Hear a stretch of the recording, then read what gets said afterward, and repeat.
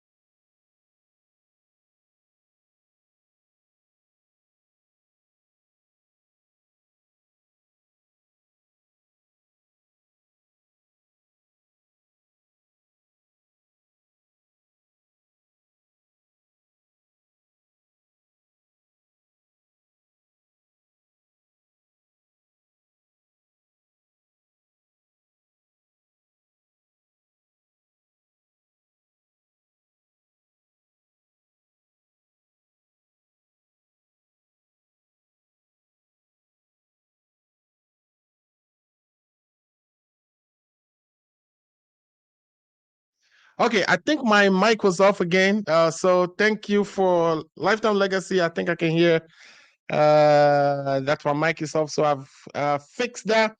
But welcome back to the Ghana Agenda. My name is Effah Ameyam, and today's August 14, 2021. Today we have three things stable for you, and I'll be joined by my regular panelists, in this case, Lifetime Legacy, Ato Kwamena De-Sosoo.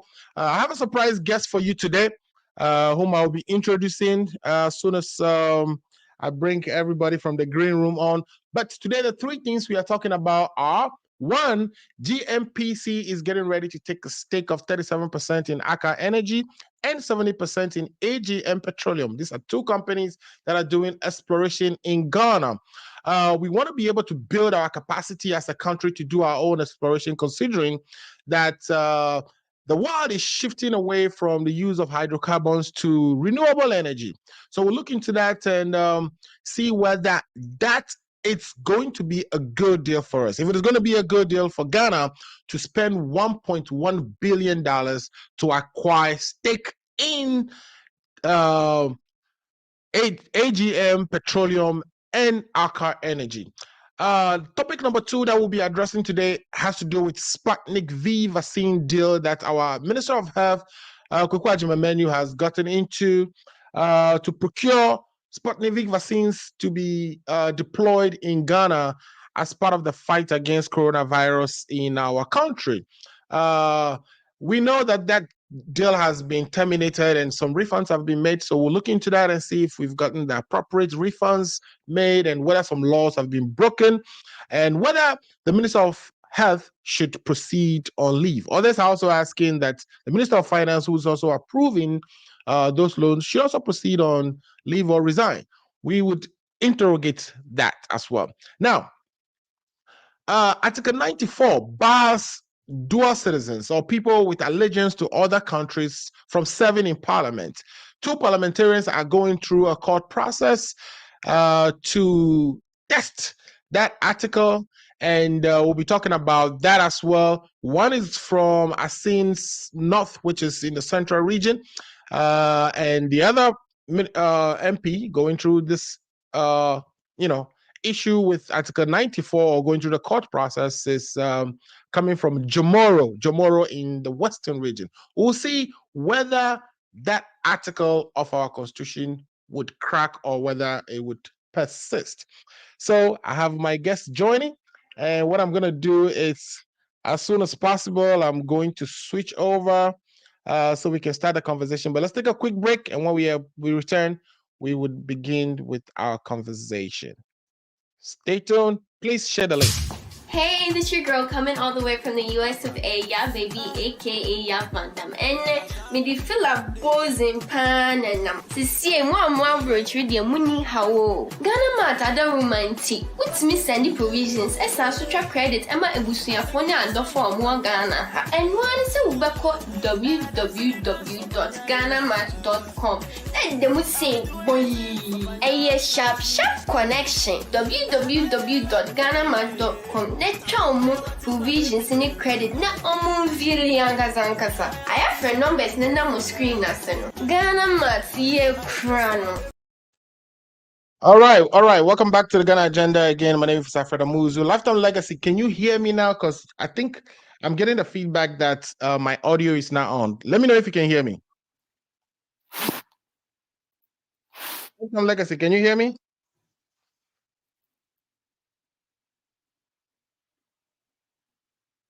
You can hear me. Okay. I cannot hear you. I can hear you. You're mute. I can hear you now. My dear beautiful sister, Ato Mensa, thanks for joining the show. I was gonna use you as my surprise guest today, but can you hear me clearly? And welcome to the show. Loud and clear. Thank you very much. I'm honored to be here. Thank you so much for joining. It's good to meet you. Lifetime Legacy. So, hi, my sister. How are you? I'm fine, thank you. And you? I'm cool. Thank you. Okay, guys. So what I'm gonna do is let me take one quick commercial break so I could share the link myself, so we can have a lot of people join us.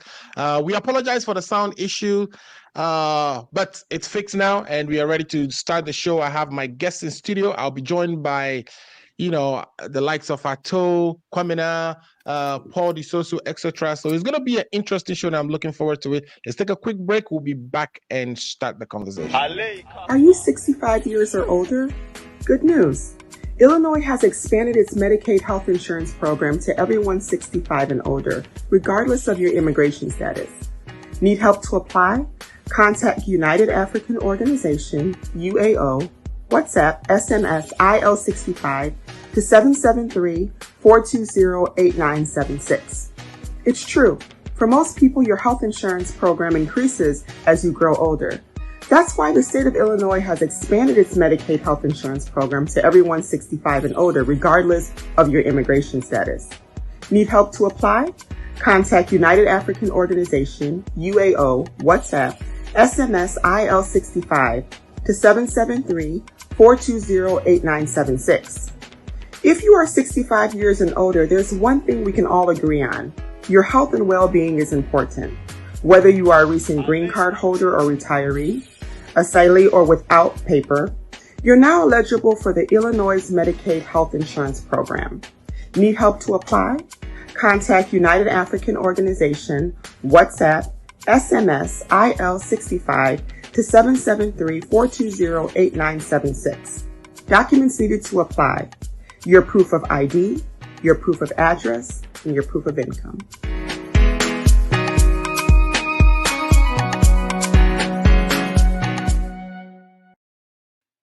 All right, welcome back to the show. And today we have a surprise guest for you in the person of my only and dear sister, Adwoa Odo Mensah. Adwoa is a psychologist by training, and she does social media commentation by hobby. I'll let Adwoa actually introduce herself quickly before we get into the show. So, my dear sister, can you please introduce yourself to my guests, my audience and viewers, and tell them a little bit about, not just the social media commentation, but what other things you do for fun, and so we can get to know you. I mean, that's it.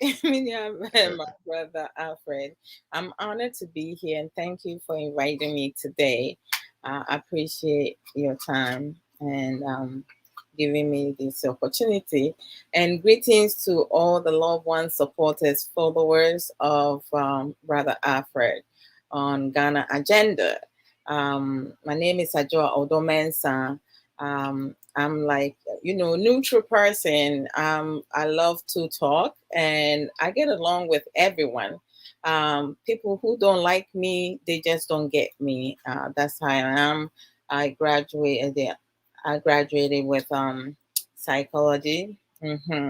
So I talk about marriage. I talk about so many other things, life issue itself. And I guess, Ghana Agenda is part of life issues. So I'm here today to just share my views on certain things, on different aspects. I'm trying to step out of my comfort zone.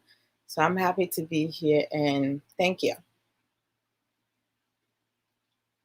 All right. Thank you so much for that introduction, my dear sister. And all right. So Lifetime Legacy, you've been on the show, so you are a known quantity. I think everybody knows you by now. But once you start your presentation, you can, if you want, tell our viewers and listeners again who you are and what do you do. I know you've been a party official from is it Ablekuma Central before, and again you can highlight that. But I've stabled three things for us to talk about today, which are one, GNPC getting ready to take a stake in our oil exploration. Currently, we have foreigners come invest in Ghana and explore our oil for us, for which they pay royalties, taxes, etc.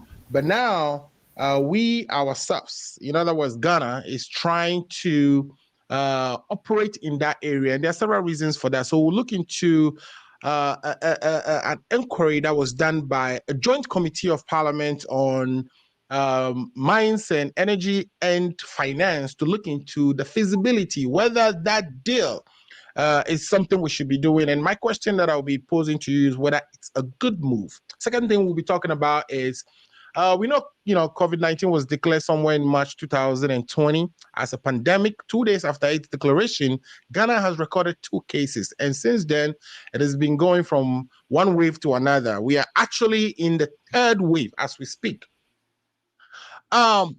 Ghana was going to benefit from a scheme called COVAX, which was put together by the World Health Organization. And in fact, we were one of the first countries that received, I think, 600,000 doses of the AstraZeneca vaccine type in Ghana under that scheme. We are also part of an African Union platform. That would be, a way for us to access additional vaccines. But close to, and these 2 platforms, both the COVAX and the African Union platform, were both getting their vaccines through a company in India, Serum Institute, which was making the AstraZeneca vaccines. But somewhere along March of 2021, we had an issue in India of elevated number of infections, causing India to close its borders to vaccines going out. And our Minister of Health had to find other ways to get vaccines to inoculate our people because we were also going through a second wave ourselves. He undertook some deal. Some of those deals, according to what we are learning, is that they didn't go through the appropriate channels, etc., etc. So will we be talking about that as well? Another third thing that I've tabled for our discussion today is Article 94 says that if you have an allegiance to another country besides Ghana, or if you are a dual citizen, that you would not be qualified to serve in parliament. 2 parliamentarians in this 8th parliament happen to have either been accused of having allegiance to another country, one USA and the other Canada, and they are currently going through a court process to settle these matters. Would this Article 94 stand or will it crack? That is the question 3 I have for discussion today. So without much ado, I'd like to bring my 2 amigos who are currently in the studio for us to start that conversation. But again, we'll be joined by Ato Kwamena and also Paul De-Sosoo and perhaps Effah Ameyam. I'll be checking on them as we start the conversation. But let me start with the political first, and then I'll bring my social psychologist to smoothing it out for us after listening to the political. So the first thing we want to talk about is the GNPC taking stake of 37% in Aker and 70% in AGM. Let me quickly give a background. The background here is that we discovered oil somewhere around 2007. By 2010, we went into commercial production. And since then, it has added to the revenue we generate as a country. So year-on-year basis, we get some money from these oil explorations that we are undertaking in Ghana. And that adds to our GDP or adds to our revenue for us to pay interest and, build all these roads that we are undertaking in the country.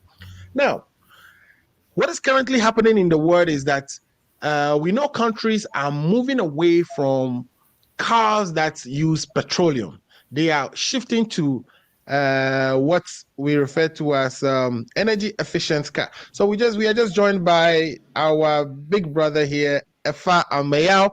And Effah, so I'm sure you are familiar with the 3 topics we've tabled for discussion. You're on the road. We hope you take it easy and be safe while you still participate in the program. I'm trying to get a place to park. Okay. Yeah, but I'm listening though. I'm trying to get a parking. Okay, so we'll be monitoring you, and as soon as you settle, we'll bring you on so that we can take your views on some of the topics we table for discussion. So, if I was just giving a background of the topics we'll be talking about today, and I'm saying that we get these revenues from our oil explorations on year-by-year basis, and in the world today, countries are shifting from manufacturing cars that we use petroleum to energy efficient car or to electric cars. Even it is now difficult because of the carbon production, because of the pollution of the environment that occurs when we are drilling our hydrocarbons, etc., etc. So all around the world, countries are shifting from from petroleum consuming cars to electric cars. And because of that, it's becoming difficult to find financiers or banks willing to support exploration activities across the world. Ghana is not exempted from that. We have a couple of companies operating in Ghana today, and one of them is Aker Energy. Aker came into the country. Aker was actually in the country, and we kicked them out in 2009. Abrogated a contract that he had, but he came back in 2018 and bought a stake in Hess. Hess, is one of the companies that was drilling at our deep water tunnel, Cape 3 Point. They've been in that space, helping us explore our petroleum resources. They've conducted some number of drills already. They've done some exploration drills, some valuation drills, etc., etc. But they are finding difficulties finding financing out there to continue the projects they have in Ghana. So Ghana is now saying, or GNPC is now saying that, okay, we should get a loan to buy a stake in Aker and AGM so that we can develop our own exploration capacity. And they are giving 2 reasons. One of them is that, one, we already know that we have oil under the sea and we need to drill them out. We know that if we waste any further time, sooner or later, those oils will be stuck there and we can't drill them out because we wouldn't be getting these companies who have the equipment, the know-how, and the financing to do that for us. So we want to develop our own internal capacity to drill our oil. Otherwise, that resource will be stuck there and we wouldn't be getting the money that we actually get every year to support our budgets. Now, the other arguments or the other let me put it this way. CSO, which are the civil society organizations, came out to say that, we are not even currently making enough from our oil drills. So in other words, the revenue we bring from oil is declining, and it is because valuations that we are getting is that our oil resources are not actually that much, which is now very encouraging for our external investors to come and continue to invest in our country. So the simple question I have for you is this a good move that we would be actually buying off a stake in these companies? And once these companies don't have a big stake in the country, what is the chances that they would actually even be committed to helping us explore our oil? Because even though we are buying a stake in them, it's not like they are going away completely. They'll still be there giving us the help we need, the technical support we need, the machines, the equipment, the talent to continue to explore the oil. GNPC itself has not been able to develop that capacity as we speak. Is this a good move or not a good move? And I want to start with Effah, because you are in government and you are one of my political. So Effah, is this a good move? Yeah, thank you very much. And I'm seeing some new faces, so it is important that I familiarize myself. Now, I will go with the lady. Ajua Odo mentioned, right? Yeah, so Ajua Odo mentioned, it's a psychologist, and she's actually leaning to you a little bit, but I'll let her talk to you about her background. Ajua, yeah, I like the middle one, the Odo. Bring more Odo into MPP. Why? Don't worry. I have plenty to go around. Anyone can get some of the Odo. Yeah, but there are some people with special Odo. And lifetime legacy, you've been bombarding me, and today you are here. Good. It's good seeing you. But is that a real name or lifetime legacy? Okay, so my real name is Apollo Negasto, former youth organizer for NDC Ablekuma West. Oh, okay. Where you are currently having a notorious MP as a what do you call it, from your side, which we are doing everything possible to get rid of her. Ablekuma, okay, yes. we're here. But later on, we will name the notorious MPs for you to know that there is none in the MPP. So let's go on to the topic. Okay, so energy. So for me, my problem has been our lack of capacity in exploring our natural resources. If you look at gold, how we've explored gold, and even timber and all these stuff, we haven't built local capacity to explore them. We are always relying on others taking advantage of all this situation and all that kind of stuff. So that is number one. Now, so when we are talking about the oil industry and all that is going on in there, okay, so there is this global talk of energy efficiency, electric cars and stuff like that.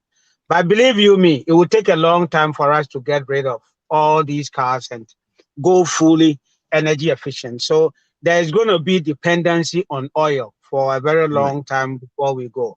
As you see, when all these technologies are coming, the beneficiaries are still going to be the people out there over here. Right. And you know that when it comes to the oil industry, it is not just the petrol stuff, but there are also other stuff that, the products produced for efficient use of cars and maybe some other stuff. We need all these things to power some engines that may not be automobile, right? So all these things we are actually very even important. get gas as a byproduct, which we use to power our turbines for electricity. Yeah. Right. Exactly. So when you see out there, they still need it in all these everywhere, even though there is the talk now. If you look at financing in that area, just as you push it, the popular ones that are coming up, every company wants to, or most companies wants to push their resources out there because that is the next line of what is going to take over. That is the next technology. So why won't people invest in that one? As this place or this one gets short supply of whether it is technical knowledge or whatever it is. So for me, I think, I am not a technical expert in that area, but I think that it will help if we begin to develop our own technical ability to handle it in case these people are pulling out or we are not really getting from them as it is. Yes, it is true that it is dwindling. And if the revenues are dwindling, it is because of our lack of capacity, the interest out there, the market out there, all these things affect it. You get what I mean? So I think that we have to continue to engage. We have to continue to listen to people from all sides and make sure that we are making decisions.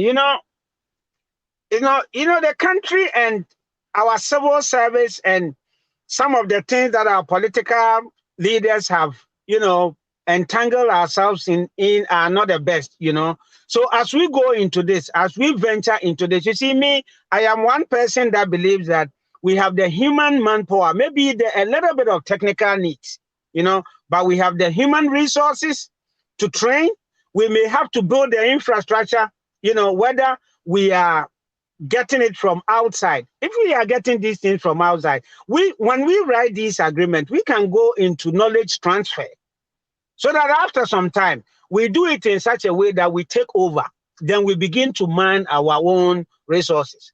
But you see, over the years, the Ghanaian has proven that when given the opportunity to mine something, to develop something, then it turns out to be inefficient. It turns out to be, going down, down, down, down, and down. So all these things should guide us, irrespective of where we arrive at, that it is important that if we don't have the technical know-how, we get it.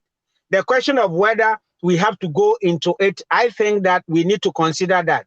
Because if companies are not showing interest and stuff like that, then we as a country need to show interest in coming up with a conclusion that we need to mine these resources for our development. The question of financing, it is also depends on your negotiating ability and convincing people that really, you see, sometimes some of these things we get stuck because people are also looking at what you are using your money for and your ability to pay us back, right? So if constantly people are out there reading that, okay, in Ghana, they come for the loan and this and this and this is what is happening, credibility in terms of granting you is also very key. Whether we like it or not, some of these challenges we have with international transactions affects our ability to get more. And these affect how we get interest rates and all that kind of stuff, So we have to balance the whole equation and make sure that whether we are taking a certain percentage of it, it also comes with this idea of knowledge transfer. Okay, I think we lost Effah there quickly. So while we wait for Effah, we are also being joined by Paul De-Sosoo. Paul is on the road as well. Paul, we'll wait for you. We'll keep monitoring you, and once you get into a comfortable place, we'll bring you on to contribute. But Effah, you were saying you were wrapping up your what do you call it, your submission. So and we lost you. So if you can continue, that's right. I don't know what happened. The technology man might have done something to push me out, but that is fine though. So in my conclusion, right? I don't have much to say on this one. My conclusion is that, you see, as a country, we have to be interested in the fact that we take the oil out of the ground, right? And in so doing, the contracting is very important. If we are getting people to help us, it should come with knowledge transfer so that we acquire knowledge and then transfer it onto us, ourselves, and be able to do it over time. We have not been good managers of our resources, that we must admit, right? And we should be guided by... The concern has been that, GNPC has been there since the 90s. And the main purpose of GNPC is to actually explore oil. And so in the oil, in the oil industry, we have the upstream, which is the exploration activities, and we have the downstream, which is the commercialization, the selling, processing in the middle, and then we sell in the downstream. But their job essentially was for them to help with the exploration. And over the years, they haven't been able to do that. We have invested about $1 billion in GNPC, and to today, GNPC is not able to solely explore oil on their own. or drill worse on their own without assistance of this foreign company. So people are looking at that and saying that just buying the foreign companies off and giving us a bigger stake wouldn't solve this issue. This issue will be solved by we actually acquiring the equipment and building GNPC's capacity. Those foreigners came in, evaluated, the findings, the worst, and decided to invest in it. If they are not able to find financing to continue, that it's risky for us to buy them off so that they could just take the pot of money we'll be paying them and get away from our country and leave us with these resources that we are not capable of drilling on our own. What do you say about that? So this is a good point, and I think all these things must be factored, right? More so, like I said, that when we have not been good managers of our own resources. But it is important that GNPC begins to go into the second phase. Exploring, we've been able to explore with ourselves or with the help of other companies or international firms and stuff like that. But it's also important that we go to the next stage of how do we, develop our own capacity to man these things, and then, be able to go out there and sell them and make the full amount of money that we should be making. If you check how much they're making and how much they're giving us, come on now, if we are, but they were also talking about, the actual amount of money to build all this machinery and also to come up with all these things to fully do it on your own. Which, for some time they've been complaining about the capacity is not there, the capacity is not there. But where there is a will, there can always be a way out. And I strongly believe in that. But we should not just rush into doing these things for the sake of doing it. And then it becomes one of those, white elephants out there that cannot function and stuff like that. That will not help us in the long run. So all these things, it is important that all these factors will be factored in so that if we acquire it, because of the challenges that the challenges are also being taken into the consideration, that at the end of the day, Ghana will win and we will not come and be talking about the problems and the problems and the problems. I think that is that's what I have. Thank you. All right, thanks for that submission. What I'll do now is quickly take my sister. I know I should have gone to another political representative, but I know my sister Odo will be leaving us around the 45-minute mark. So my sister, what we have here is we trying to buy stake in 2 oil fields or 2 developments. One of them, which is the one called the South Deep Water Tunnel, it's one that we don't necessarily know, the value of the oil we have even under the water there, because it's a deep water, reserve, and the equipment to actually even get down there and appraise the quantity of oil we have there is not yet on the market. But we are acquiring 70% in that because the foreigners or the foreign companies that are in there helping us with this exploration are not able to get financing. They want to leave. And people are saying that it is because they find it risky. They know that there's nothing, or it's not a successful prospect for them. So they want to leave. And they've gone around the world looking for people or other companies interested in buying. Recently, we've heard that ExxonMobil actually left Ghana and wouldn't continue with the exploration activities. And for whatever reason, people are also saying this because they don't see successful prospects in our reserves. Are we, on listening to that background, do you still think we will be getting a good deal here, or we'll be left with resources that perhaps we don't know the value for, we'll be paying a lot of money for, and we wouldn't get anything out of it? Thank you, Brother Alfred. And I will have loved to see both sides of the political parties and then, come in the middle. Yeah, sometimes, you know, if you want to do that, would you give us a few more minutes so we can get, you know, the other party to make their presentation before you? I was worried about your time, so I wanted to hear from you first. My time is of the essence, so I will do without, and then later on I will listen and contribute with comments, because I know our brother has a lot of insightful information that I will pretty much very much will enjoy. You know, a lot of times when one lack of knowledge and resources and information, going into something blindly could be profitable, or it could be the worst thing one can do. So, like, you know, when our brother was speaking, Brother Alfred, you made a comment, you know, a note in terms of, you know, GNPC. You know, they have been there for like quite some time, years and years, and they're still where they are. They haven't been any growth. They haven't been any changes. They haven't been anyone in there who is able to take a lead and say, or leap of faith, and says that, okay, we will be able to do X, Y, and Z, giving estimate. And because definitely whatever is down there, they don't know the profit, you know, how much we're going to make out of it. And one cannot produce what they do not have.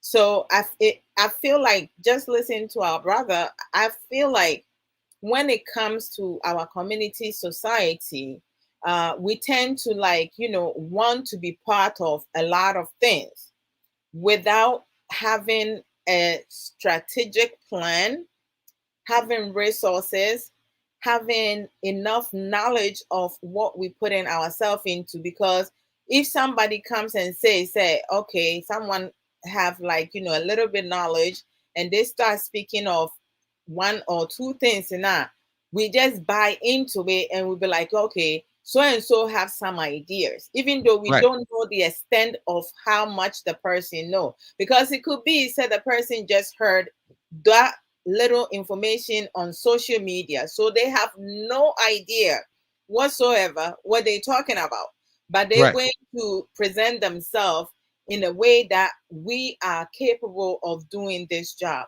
So go for it. Jump into whatever is coming, and then it could be a disastrous. I mean, there is a say that, you know, I'm not sure if you guys have heard it, but if you're not, then I guess it will be me making that one. You cannot jump into a rabbit hole without knowing how deep the hole is. All right. So it's like, for me, I feel that it will be more beneficial if these individuals or personnel that they will be in charge of this project are more well trained, not under the people that they buying a stick from, but from someone completely. Because what can happen is that a company or some personnel may not feel comfortable or even take the chance of working with some of our people, because when it comes to greediness, it's a check. When it comes to incompetency, there's a check. Okay. When it comes to lack of effective communication, it's a check. So, like, you know, I can go on the list. When it comes to manipulation, it's a check. When it comes to lies, it's a check. When you go into a lot of checklists, you know, the negative aspect is more than the positive aspect. And for someone who has more negative and less positive, and they also have less knowledgeable, right? They're not as knowledgeable as they need to, right? They don't have a lot of resources. Like, you are working under somebody's shadow. So that person is the one who is going to run everything. What they say goes, because you lack of information. You don't know what it is, you know, because they can tell you, okay, if we do A, B, we will make more money. Whereas actually C, D will be the one that will make more profit, right? So they can. I do think though that GNPC has the technical expertise in terms of geologists, engineers, and people who actually know, how to explore oil. What we really lack, perhaps, maybe the equipment, etc., and the financing. But that is the piece that our political parties or the governments get involved in as much. And all the time, it looks like we play politics with this thing. I recall we have already given about $1 billion to GNPC to build its exploration capacity. We've actually formed Exploco out of GNPC, which is the exploration company. We've divided GNPC into pieces where we form an exploration company out of it to be strictly dedicated to just exploring. And even that, it became contentious, and even though the company Exploco was, established, it didn't know what exactly its, mission, or we were not deploying it to deliver on its mission until recently or until this transaction. And we are saying that of all the money that we've invested in there and all the experts, this could have already be in place. Why is it that now we have foreigners running away and we want to be the ones to take the reserves that they themselves don't believe has, is going to be successful? Why would we be the ones? Why would the Ghanaian taxpayer be the one paying for that when there are hospitals not completed and women are still sleeping on the floor when they go to give birth, when their children are still learning in the 3? Like, we have miles of things that we can actually spend money on. Why this one? And would this be a good one? Well, like I'm wondering what is preventing them from getting the equipment, because it seems like they put in all this money into unnecessary things, because it has not produced anything beneficial for us, right? So it's like we dipping into deficit. It's increasing, it keeps increasing and increasing. And we cannot, like, I think that we're in the 21st century. Both parties, NDC and NPP, they need to quit it and making things political. They shouldn't be making things political, because it's one Ghana, one people. Being on different sides, it doesn't necessarily mean that we always have to fight against each other or work against each other.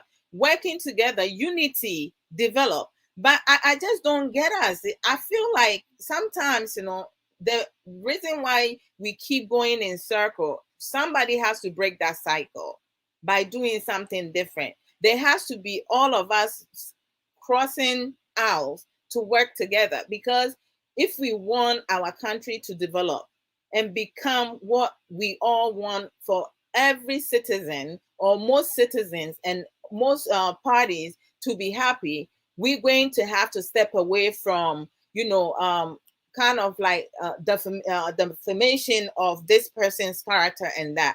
I don't care about that. All I care about is the work itself. How best can we do this productively and benefit from it and move our country forward? Most times, the back and forth does not help. So I don't think it will be a great idea to put all that money and do X, Y, and Z. It will be best if getting our equipment and getting people well trained with enough resources and knowledge, for them to know exactly what they're doing without making things worse. Then we should go for it, instead of adding more deficit and spending it on unnecessary things. So I will listen to you guys, even though I'm going to do another program. But thank you guys for having me here. Maybe in the future, I will work around my schedule and be here for the full time, guys. Thank you so much for making the time to actually join and give us or participate on our first topic. We really appreciate your input there. And you are saying that we should stop the political bickering and focus on what actually matters, which is developing our capacity to explore our oil resources on our own, instead of relying on these foreign companies who may not have the same interest in our resources as we do. All right. Thanks for that. Let me bring in my brother. Take care. It was great meeting you all. Right. All right. Yeah, thank you, my brother Alfred. I think I will start my comments by saying that, like you mentioned in your intro, Right. I was privileged to be in a workshop last semester where we have a resource person being a Ghanaian who is a alumni from where I'm schooling now. So he was kind of telling us that Right. gradually the world will be moving towards these electronic cars, as you mentioned in your intro. So he was trying to tell us that our sort of preparation as engineering students should be towards that regard. Renewable So, energy. Okay. yes. So if we want to link this particular development that the Western world having in mind to implement, we as a people from Africa should also begin to put our resources to where we think it will give us benefit in the future. Now, to go back to your second question, GNPC was established in 1983. Right. And the core value was spelled out and to them when it was established. That was to look for oil or to find a way we can mine our oil. When you talk of oil, we all know growing up that Ghana have oil, right from Volta region all the way to the Western region. We all know very well that we have oil. So we have the, Accra Basin, we have the Kita Basin, which has now been explored. So we have several different reserves that have not yet even been scratched. And the idea is, if we don't have our own capacity to do so, we would have what we call stranded assets, which means the resources will be there, we can tap it. So, before the world does this energy shifting thing we are talking about, shifting from gas to or oil to or hydrocarbons to electric and renewables, that we should be able to, at least at a minimum, drill hours out before we get to that point. Yeah. So I think I will make that point like you've mentioned. So GNPC problem over the years, it's not about human resource. The human resource, we have it, but the problem of GNPC is political interference. When you look at the resources, if we are to check year by year, the resources that have been allocated to GNPC from the very day it was established all the way to this time, if prudent management were to be in place, but now we would have all what it takes to be mining our own oil. I remember before we started mining oil in 2008, we started mining oil in somewhere Sopon. Yeah, Sopon Sopon has been ongoing for a very long time. That was you get it, and we're having a drill shape for that particular site, oil site. We all know, I wish Effah is here. We all know the administration that took that drill shape to the market and then sell it on Dogomi. So the problem of the GNPC is about political interference, like I mentioned. Okay. They are spending the resources that is on things that are not part of their core value. Right. For instance, just to mention a few, Ochihine celebrating his 20th instrument. The GNPC is there. We all know how the closer sum of amount GNPC gave to Mrs. Kufuado. I mean, those are all things that are not part of their core value. Yeah, but just like every other organization, they also spend on their what do we call it? Corporate social responsibility. Corporate social responsibility, yes. I don't have problem if their mandate have been achieved. If their core mandate is achieved before they are spending money on corporate social responsibility, We won't be talking here. For in your introduction, you did mention that we are now going to what? We are now going to for loan to come and acquire the what do you call it? The Aker energy shell Aker that they want to transfer to us. And AGM, correct.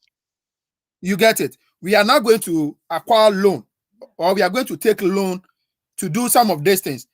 Meanwhile, if the resources that we've channeled to other things that were not part of the mandate, if the primary focus was towards that vision, we'll be making the minds now to be going for loan to channel into the very reason why the GNPC was established and the reason why the previous resources were allocated. I hope I'm making sense here. So the problem is that we political interference have contributed to priority of the company. So coming back to whether we should acquire the Aker energy shells that they are talking about, I don't think it is a bad idea. But the problem that I've heard over the past week is that from the CSO, which is the main reason why the CSOs are raising alarm, is the amount that the shell is being sold. That is the problem that I think the CSOs concerns it's about. When you look at the amount that Aker Energy spent so far in developing their place, vis-a-vis the amount they want to sell it for Ghana government, that is what the CSO have problem with. And from somebody as who is potentially aspiring to become an engineer, I think we need to go in consciously, making sure that the money that we are going to invest in this project, is this something we can recoup within a short possible time, so that we don't find ourselves spending money on things that will not give us benefit when these people finally introduce this alternative source of energy for energy consumption. I know ourselves will be needing some of those things before the world change entirely to that energy efficient car. We'll still be making money, but let's look at the opportunity cost, whether those things will be able to help us when we acquire them. For me, I think I have problem with the amount that they are going to spend in buying the share. But acquiring it, it's not a problem. But the amount they are going to use on it, I think it's a problem. We need to look at it again. Right. Okay. Let me bring in. You have a last thing to say? Yeah. Okay. Let's wrap it lastly, up. What I also would like to say is that if we are buying it, politicians should take their hands out of it. We don't want a situation where we'll be having the PDS scandal appearing in GNPC or in a process of acquiring the share, where at the end of the day, it will be like E&I, who, when you look at the benefits they are getting from Ghana oil exploration, it's more or less closer to what the entire nation is getting, because some individuals who knew the project onset or who were involved onset, politicians were involved onset, trying to capitalize on that opportunity to buy those assets for themselves. So in as much as it is the country will be willing to buy that asset, it should still be an asset of Ghana. We don't want a situation where after those things were have been acquired, we have politicians taking over. And I also I also read the material you put on the you sent to us. I think no country has entirely benefited from oil mining. So we should also take into account if we intend to spend money over there, let us do a due diligence so that the nation will not be at the losing end. Okay, great. Let's do our due diligence so that, of course, our nation is not at the losing end of this transaction. Let me bring in my brother Paul on this one. Paul, so I'm looking at one of the CSO's concerns that they've listed here, and number 6 among them, they are saying that is it actually even worth it? Is it realistic that what GNPC is proposing here, which is that they would acquire a passive interest in a joint operating company or special purpose vehicle, that passive interest would make them acquire the necessary skills to become operator themselves. That they're not even active. At the end, Aker will continue to do the exploration, even though they will only be left with 13% stake. So where is this whole we want to do it so that we can build our own capacity in here? Because you're going to be just a passive stakeholder in this transaction. So it makes it not realistic. What is your take on this? And people are saying that this whole Aker coming back into Ghana, acquiring reserves from herbs and all that, and claiming that they spent $800 million was just a small screen to get a government or the taxpayers' money again into the hands of a foreign company, etc., etc.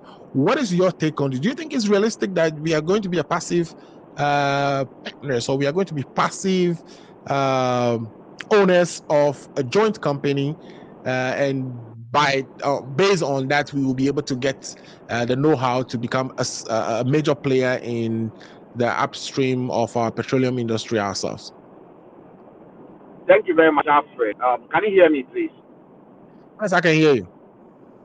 Yes. Thank you very much. And I think, the other speakers have done justice to this issue. Well, I share very much most of the things that have been said over here. Just to add to that, look, before GNPC will go into this deal, let's get the financial experts to sit down. Let's do cost-benefit analysis. Right. Do not forget that exploring oil, there's a time limit to it. It's not something that you can do continuously for a long time. It can take maybe 15, 20 years, and you cannot explore oil again from the particular site that you are exploring now. So let's get a financial analyst, guys.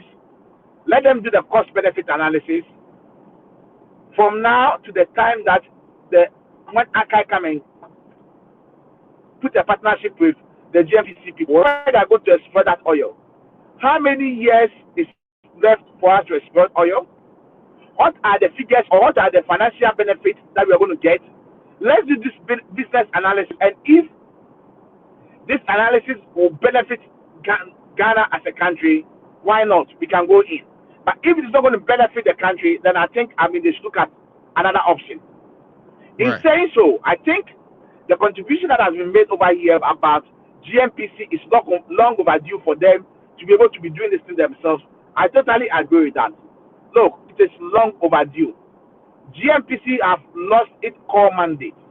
The core mandate that they've given to them is to focus on exploring oil, identify places that we can get oil and exploit oil, and make sure that this oil are exploited in environmental free areas, by making sure that the exploration will not have environmental impact on our environment. Well, as if they are doing it or not, I don't know. But I just want to say over here that I think it's a good opportunity for me. If you ask me, I would say that I will advise, I will prefer that, the government of Ghana go to, our universities, identify students who are doing very well in oil exploitation. And I know when you go to KNUST, Pakuma University, they are now doing petroleum engineering over there. Identify some of these students, okay? Take them, let them go outside to countries where they are doing this exploration. Let them go and train.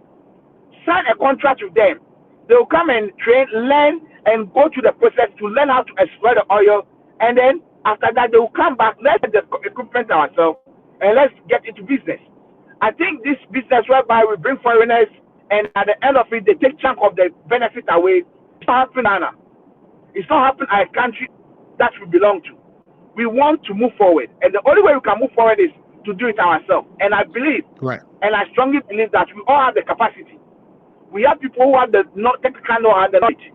Those that we don't have, let's acquire them and let's do our own thing. So this is what I want to say. Thank you. All right, great for saying that. So at this point, let me bring in Ato Kwamena, who's neutral.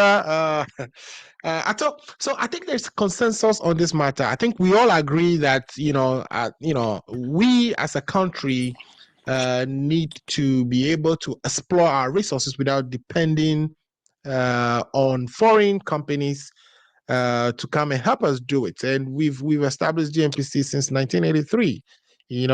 By now that they should be in a position to do so. Just like Saudi Arabia have Aramco, which was their version of GNPC, and other national oil companies helping their countries explore all on their own. Even Aker was a Norwegian national company that helped Norway in fact develop their exploration capacity. So we as a country should be able to do that. So there's that consensus. But the issue here now is the type of arrangements we are having. Would buying a passive interest in Aker, who is happy to leave, looking for all type of investors to just come in and take over this thing away from them so that they can be free of this investment. And they are not successful finding anybody on international markets that whether it's a good idea for us. We know the resources belong to us and it's not going to go away. We can, go and spend additional money to get GNPC to build its capacity. But what we are about to do is just hand over $1.1 billion to Aker and AGM so that we can own 50% of our reserve. Would that translate to we having the capacity? Because it's not like we are 100% taking over Aker. We just taking 50% interest. They will have a little interest in there themselves, about 13% or so, which would mean that they will continue to support the exploration. But with 13%, their risk is minimal, and the biggest bearer of the risk will be Ghana. But Ghana is not in a position to actually do this thing. Should Aker get up right now and say, you know what, we are done, we don't want to do this anymore? So is this so much of a risk we are taking? Should we look at it differently? I know that it's not a done deal. GNPC came to Parliament asking for permission to start the negotiations with Aker and AGM, and Parliament is saying that yes, go ahead and start the negotiations, but whatever you find, bring it back to Parliament because Parliament wants to be part of the decision. Do you think this is a good deal for us, or this is going to be a good deal for us that we are dedicating 1.1 billion towards this instead of perhaps using it to build capacity in other ways? So again, thank you very much. My greetings to your co-panelists, and greetings to you, and greetings to your viewers. Again, I apologize for being tardy today. I had other engagements going on, and I had computer issues, so I'm using my phone right now. Oh, sorry about that. Yeah. So, but I heard our brother Paul, and for the first time in a long time, I kind of agree with him with the last statement that he said. I mean, it's like comparing the oil to gold or other resources that we have in the country. The problem is that we have the resources. We have natural resources, but the human capital to be able to make good use of this is our problem. In these terms, I'll compare this to our gold. Look at how much we are making as a country from gold.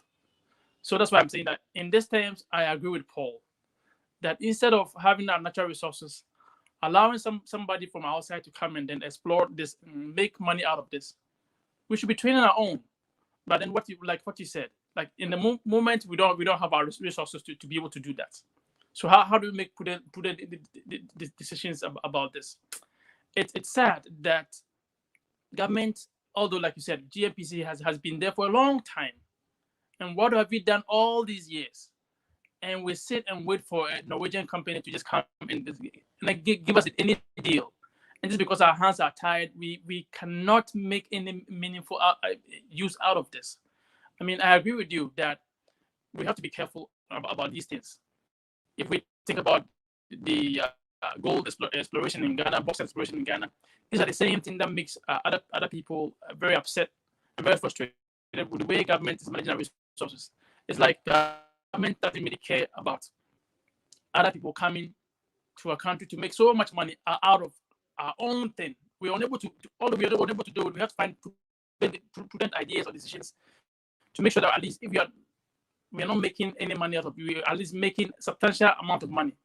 But if somebody is coming from abroad, and just because the resources can come and tell us any agreement, and then we agree to that, then I don't think it's a right decision. But again, you don't have the resources, so whoever comes to you and tells you, hey, I can give you A, B, or C, you're tempted to say, okay. So like I said, in the future, I think we should be training our people. Right. We should be sending out people Okay. to places where people get trained so that they can come back and help us improve and be able to manage our own resources other than having other people come making profit over us. Thank you. All right, thanks for that submission. So there is definitely a consensus. I think what I'm hearing is that yes, we should be able to train our people so that we don't have these foreign companies, or we don't overly depend on these foreign companies as a way of accessing our resources and using them to develop and grow our country. So with that, I have a couple of comments. Let me take those quickly and then move to the second topic, which I'm sure Effah and my brother Paul and even yourself, Ato, would be very interested in discussing, which is the Sputnik V deal. So the first comment here, it's from Ajwa. Ajwa is saying that wow, 1983 is a lovely. What is that? It said 1983 is a lovely big time to not be able to excel. Of course, I think she's talking about the fact that GNPC has been there since 1983 and it's been a long time. So they should be able to do this thing. They should be able to explore without having problems by now. But here we are. We are not able to do so. We are still depending on the likes of Aker and AGM, oil, etc., to help us explore. And then she's saying also again that politics hinder growth, and that is not far from the truth.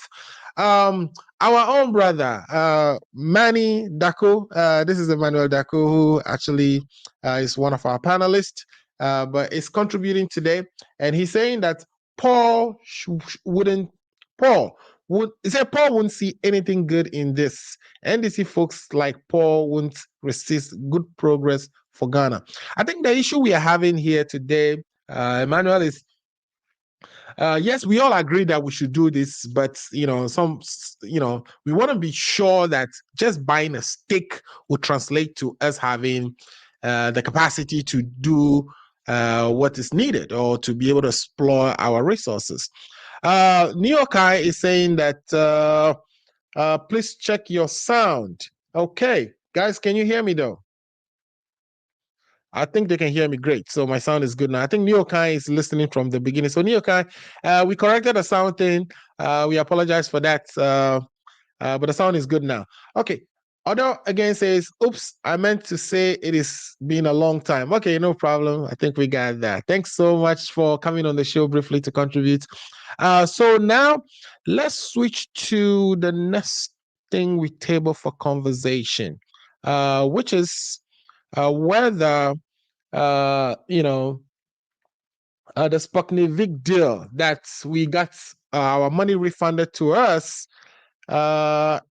it's actually landed the minister in some hot waters, which we are aware of, whether he's broken some laws, etc. So a parliamentary committee actually looked into the deal between His Highness Sheikh Ahmed Dalmok Al Makut and SL Global for the supply of Sputnik V vaccines to Ghana.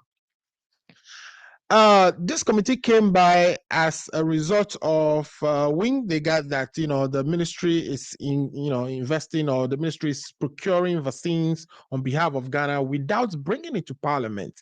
I want to look at the terms of reference of that committee and what they found.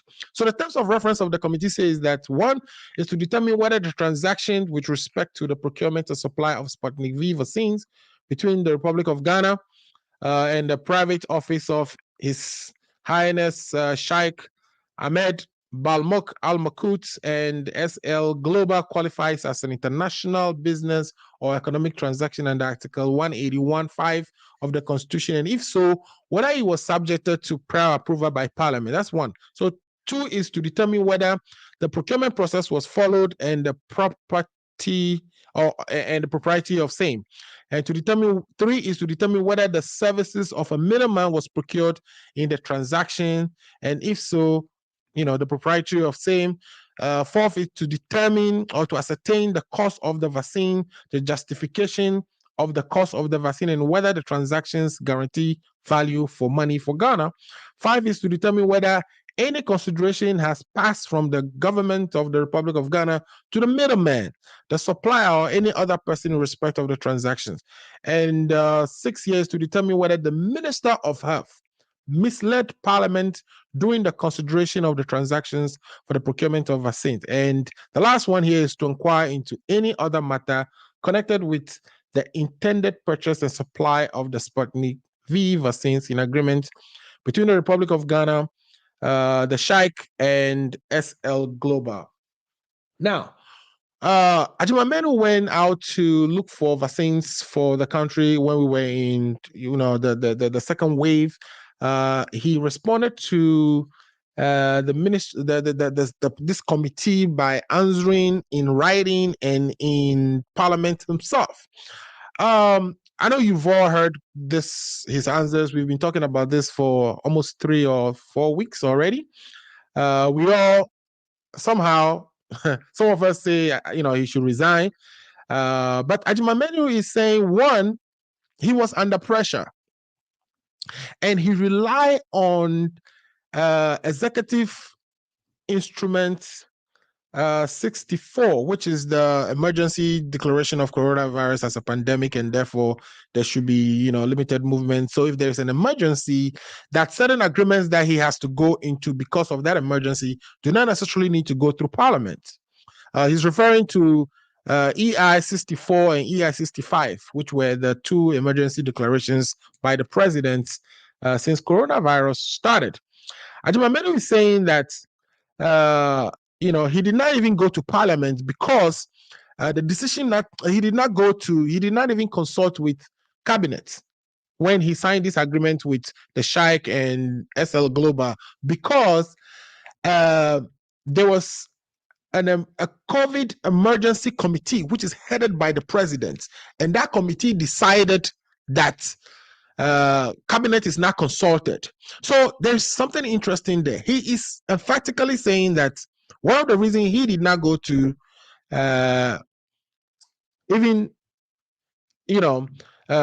cabinet to seek approval is because the president himself chairs a committee which approved of going to acquire these vaccines without talking to cabinet.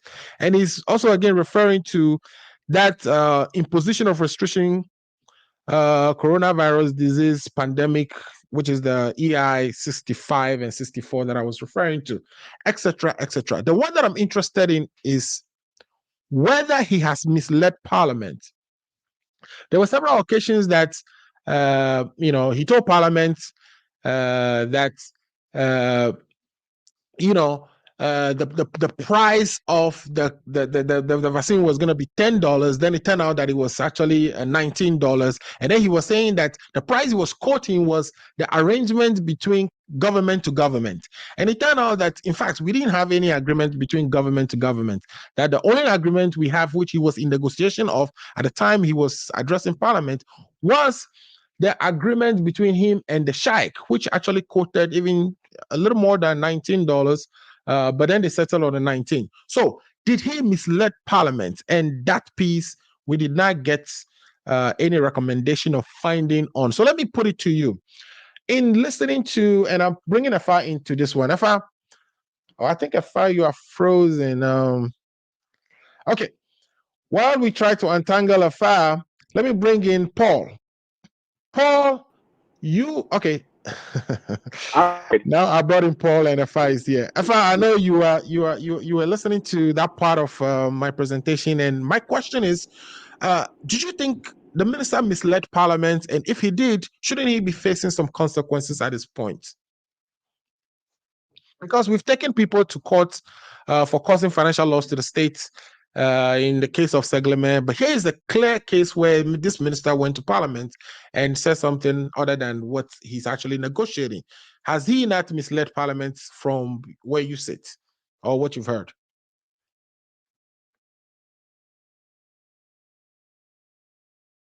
I think you're on mute. Oh, sorry about that. Yeah. Before I go on that one, I must say that of all the time that I've listened to Paul, and of all the times that I've engaged Paul, this is today. Today is Paul making a comment on the GNPC thing that there was no politics whatsoever. And I thought if you were taking me, I was clapping for him. Pra, pra, pra. You know, if you compare what Paul said and what Ato said to what Legacy said, then you know Legacy wanted to bring in politics and all that. And I want to advise Legacy that, you know, corporate social responsibility has nothing to do with your core mandate. It has absolutely nothing to do with. If they're deviating from their core mandate, pull them in. Pull them in and make sure. Because every corporation, it is part of your destiny to go. But Paul, I salute you. Say something about that quickly before you move on? Because, you know, what we also know is that the MPP's campaign chairman in the person of, is it McMenu? Yeah. Is actually the chairperson of the board of directors of GNPC, which kind of, when you kind of make this political appointment into those high positions, the organization get used as, because we begin to use, what we've seen is GNPC was being used as the road contractors, the etc. etc. They are no longer focused on the exploration that they were built to do, or they were formed to do. So like I'm saying, you pull them in. Now, question of appointment. We have to, if a particular way of appointing is challenging, right? Then we have identified the loophole, right? So we need to go back to the drawing table and straighten it up because it's crooked, right? Because at the end of the day, if whether it's McMenu or it's Blay or whoever it is, politically appointed person. Actually, it was Blay. It was Blay. I said, yeah, mistakenly said McMenu. Blay. Blay, yeah. It's a political person. Does he qualify? I mean, you know, all these kind of things. Politically, people are appointed into all these boards. It is not only GNPC. You see, you look at all these boards. Awuku is here, and this person is here. Even if the person is a lawyer, they are here. But what I think is that they have to bring the technical knowledge on board and take the politics out and deliver onto Ghanaians. That when they are shifting from their core mandate, we pull them in. But as we practice our democracy and as we go forward, we need to be structuring our civil service in such a way that they become technocrats and deliver to us the reason for which we put them there, other than being a political chess game or whatever it is. So, I mean, for that is what I will say. Maybe it is a loophole that political parties are exploring, whatever it is, you know. But tomorrow, it may be as doing Katia, and who is going to complain? He qualifies, he can be there, you know. So it is there, and we can work on that. So yeah, having said that, having praised Paul for the first time, and I would dash, and then Ato, good. And what the other lady said, I mean, it's all good. We all have to make sure that whatever our comment is toward development of the country and not just trying to play politics with whatever is happening. Now, so yeah, you told us what was the terms of reference for the committee, you know, and the committee was able to unearth new information and other things that came to limelight.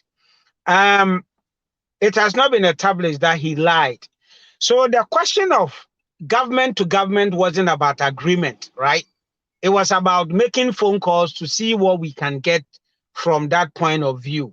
You get what I mean? So when they realized that, since COVID hit, there hasn't actually been any government to government contacts to get this, and that people are relying on companies that are producing and getting vaccines onto their citizens. They also delve into how do we get the vaccines onto us. So that is not to say he lied or something like that, right? Unless maybe there is a phrase in the report that specifically said that, okay, because of this and that, the minister has lied to us. Yeah. It might So not. let me read what they found on that. It says, whether the Minister of Health misled Parliament during the consideration of the transaction for the procurement of the vaccine. What I found here says the minister recollected that issues relating to the procurement of vaccine came up during the consideration of the budget estimate of the Ministry of Health by the Health Committee held on March 22nd and 23rd of March. He admitted informing the Health Committee during the budget hearing that no vaccine will be purchased at more than $10 per dose, but added that this assertion at the time was based on government-to-government dealings and not private. He said, however, that nothing prompted him to inform the committee about the negotiation and the fact that the price was going to be pegged at $19 when other cost elements like the sirens were added. So basically, we know that what he's acquiring from the Sheikh included, not only buying the vaccine at the price set by the manufacturer, but also the transportation and etc. etc. But he's saying that while he was talking to the committee, during the time they were formulating the budget and etc., nothing prompted him to say that, hey, March 10th, I have written to the Ministry of Finance to release a letter of credit to this company or to this sheikh so that I can get at the minimum my first 20,000. Nothing prompted him there. He did that like a couple of weeks before talking to this parliamentary committee. So the question is, why was he not prompted? You are signing letters asking for money to pay for a vaccine that was costing you $19, but you are still telling a committee that is formulating a budget that, by the way, if we ever buy a vaccine at all, it's only going to cost $10. Is that not misleading? So that one is, you are making a budget, right? So you have how much you want to spend, and then in fact, when you went into the market, it happened that no, that is a low budget, so you need to add more to it. I mean, if you want to call it misleading, you are entitled to it, but I don't see that. You make your budget, and me and you, we all agree that each year we make budget and we spend a little more over that, right? Finance ministers have come and said, okay, this was the budget, so can you add more? And people we've made budget and we spent over that, so that I'm not really worried about that. What I wanted to know is that maybe the $19 was somebody's the $9 on the $10 factory price, right? So the $9 on there was going into someone else, but it was something that was agreed between the seller and the buyer. So at this point, this is something that I would say is a genuine case for which we can forgive the minister for saying, okay, this is the budget, but it happens that on the market, this is how much the price is, and we gotta get back. Except that the day he was talking to the day they were making that budget estimate for the Ministry of Health, and the day he was talking to the Health Committee on the budget was 22nd and 23rd of March. 10th of March, which is clear, 11 or so, 12 days before that day, he has written a letter to the Ministry of Finance to release a letter of credit to the sheikh. Right. So you've already asked a letter of credit to be given to the sheikh, which is an indication, a payment you're making to the sheikh for something you are buying for $19. Then you come to talk about setting a budget which would include how much you'll be spending on vaccines, and you are telling them that you are spending $10. Isn't that misleading? That's what we are saying. So he But knew at the time he appeared before the committee, the issue of the 19 has already come out, right? No, I'm talking about when he was dealing with the health committee in the health estimating committee. the budget for the mid-year review. Correct. Right. We already had. You know, all these things happen. Okay, so there is a difference between talk and action, right? But you see, the difference between talk and action must be backed by reality, must be backed by real stuff, and it's not that you are misleading or you have intentionally changed it. You know, it is not a case that, okay, the 10 is actually $10 and he went out there to make it $19. You get what I mean? So we make the budget saying this is it, but this is what happened on there. In between, if something happened, we can correct it. You know, these are things that it's human infraction. So these are things when they're popping up, we must make sure that, you know, next time we get it right. I don't believe that we have to stand here and crucify him on that. You know, any other action that we want to take, Parliament can make the recommendation and we can take it up from there. You know, but we cannot say that we are always going to be so perfect as there won't be any infractions. But the extent of the infraction, how does it affect us? You know, and when you look at the budget, and like I'm saying, we've had a lot of budgets where they come and they know each year on, we spend more than our budget, and we know. And in some cases, it's even astronomical, right?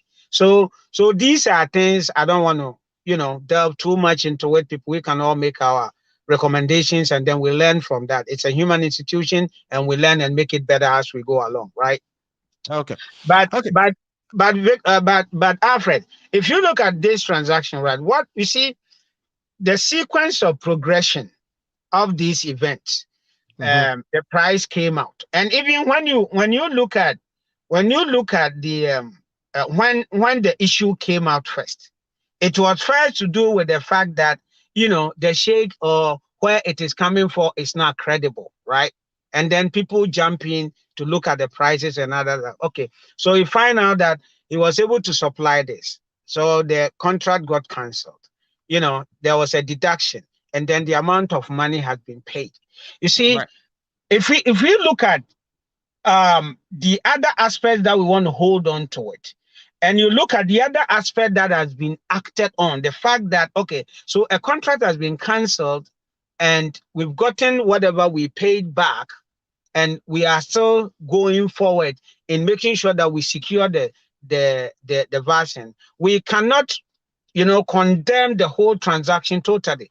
Let us look at the fact that it was in the contract that, okay, so in case this happened, this is what is going to happen. And this sheikh has been credible enough to say, okay, so this I couldn't deliver. You've already paid this amount of money. There's a deduction and I have my money.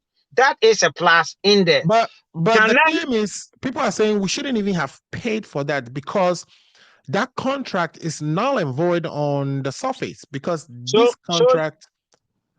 So the null and void is not being a statement coming from a competent court of jurisdiction. It is opinion being expressed based on some other cases, right?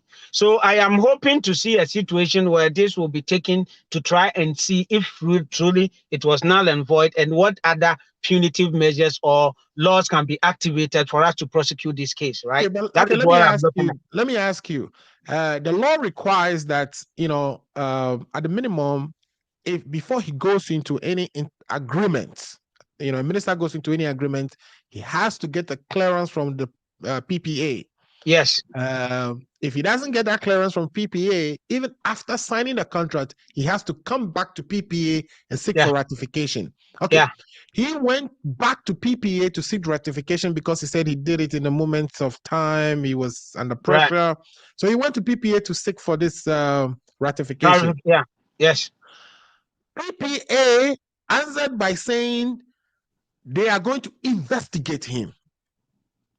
Instead of giving him the ratification he needed, that they are going to investigate the circumstances that led to him actually going into an international contract at the price he agreed on without cabinet approval, without the support he needed.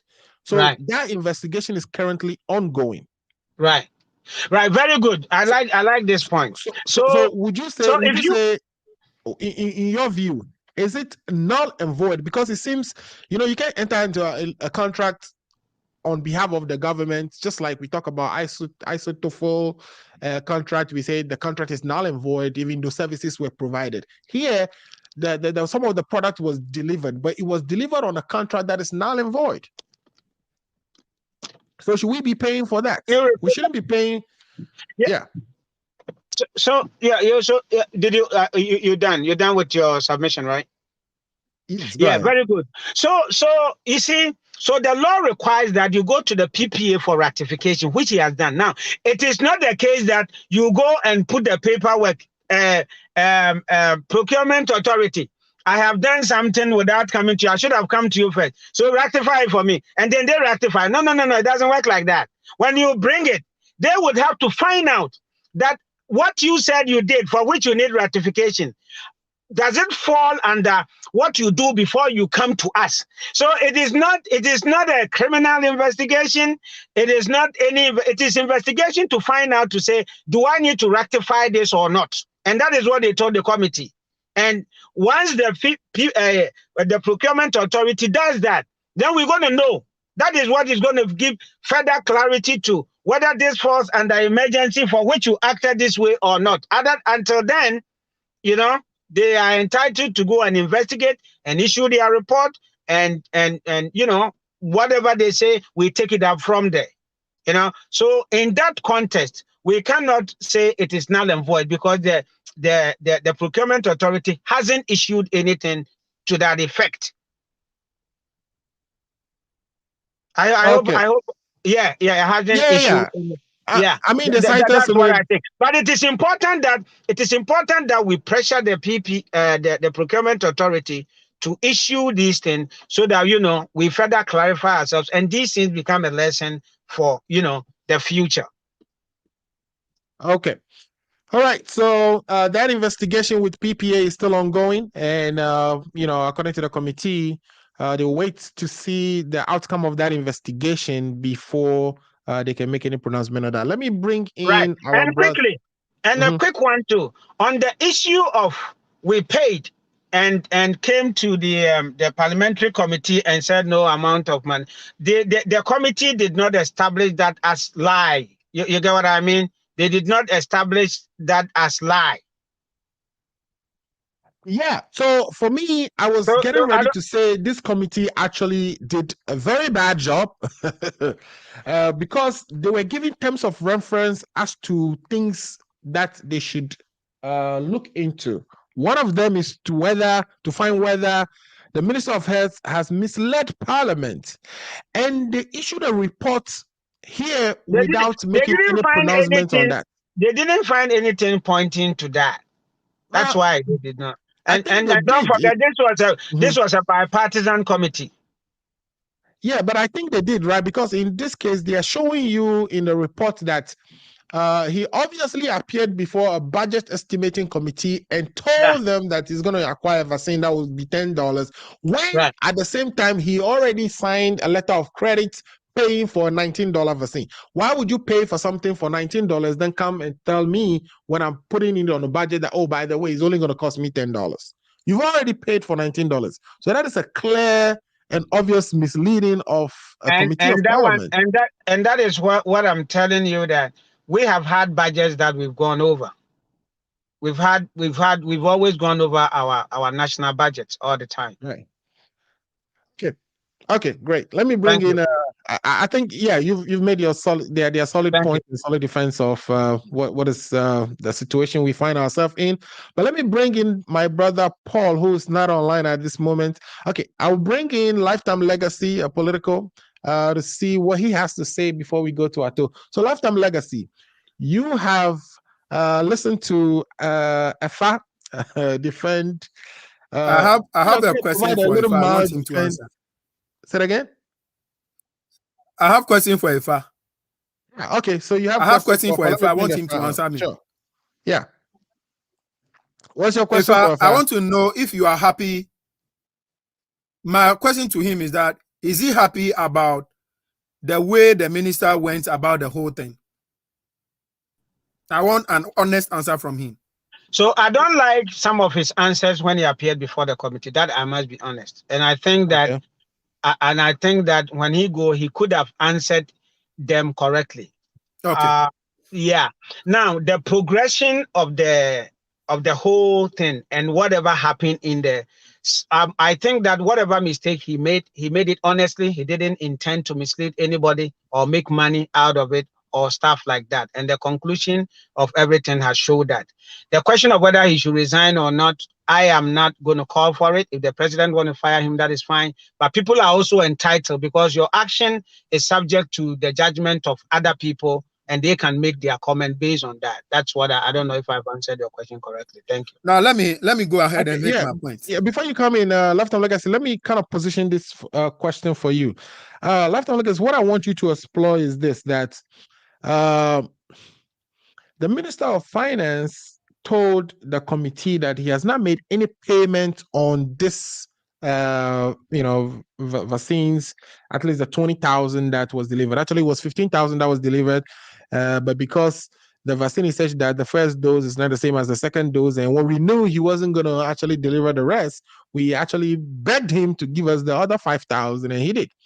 But when the minister was questioned in Parliament in front of the committee investigating the deal, which was chaired by Effah Ameyam, he said that to the best of his knowledge, no money has been paid. And this was answer he was providing in, I think, on July 14th or so. I'm not particular on the date, but in July, he was in Parliament saying there was no money paid. But in March, he has written to Minister of Finance to actually issue a letter of credit, which is site letter of credit. Site letter of credit means that soon as they get it, when they get that first letter of credit, that the agreement says 50% of the order, which is the 300,000 we are ordering, is paid. So we are not only even paying just for the 20,000, but we are paying for 50% of the three, which is where the total, this whole thing was going to cost us $5.7 million, that we were going to pay half of that soon as they receive that letter of credit. And this letter of credit was actually issued out on 14th of April. So how is the minister sitting in Parliament in front of a committee saying, to the best of his knowledge, no money has been paid? That's the only way they will pay money, is that they have to now send a confirmation to the bank that they've received the product. Does he not understand the contract is signed? Okay. So,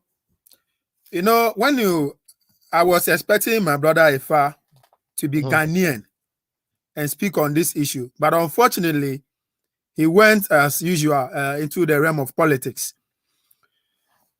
Ajimamenu is one of the few people I have so much respect for in MPP. He won my heart, or he won my respect, when he was chairing a public account committee. The way he scrutinized people who appears before him, the way he wants things done in a properly manner, that is how come he won my respect.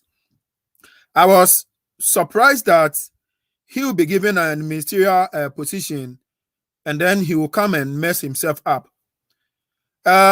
In answering your question, whether he lied or he didn't lie, Ajimamenu, from the very day he was appointed as a minister, he started lying.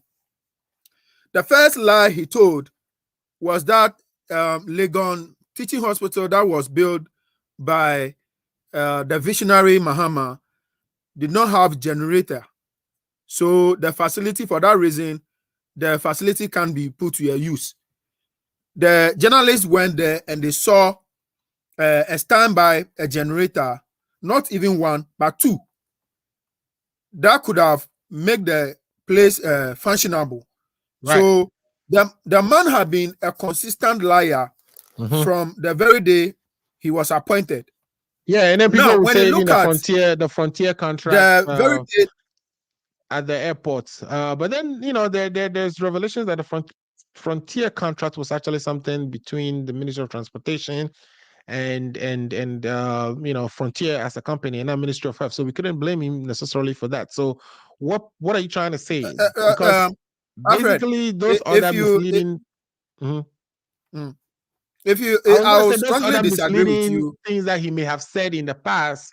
I will disagree with you because he is the chairman of the COVID National Task Force team. Okay, there's nothing that will happen where he will not say that he doesn't have knowledge at all. So I strongly believe that he told lie by making that statement that he didn't know anything about that deal at the airport. The man was just trying to cover up certain people that some of us perceived are behind or are enjoying from that kind of dubious deal. So he's just trying to cover them. So that is also another lie. Now, when you look at the man, the way manner he's going about in, he has been inconsistent in his providing his answers.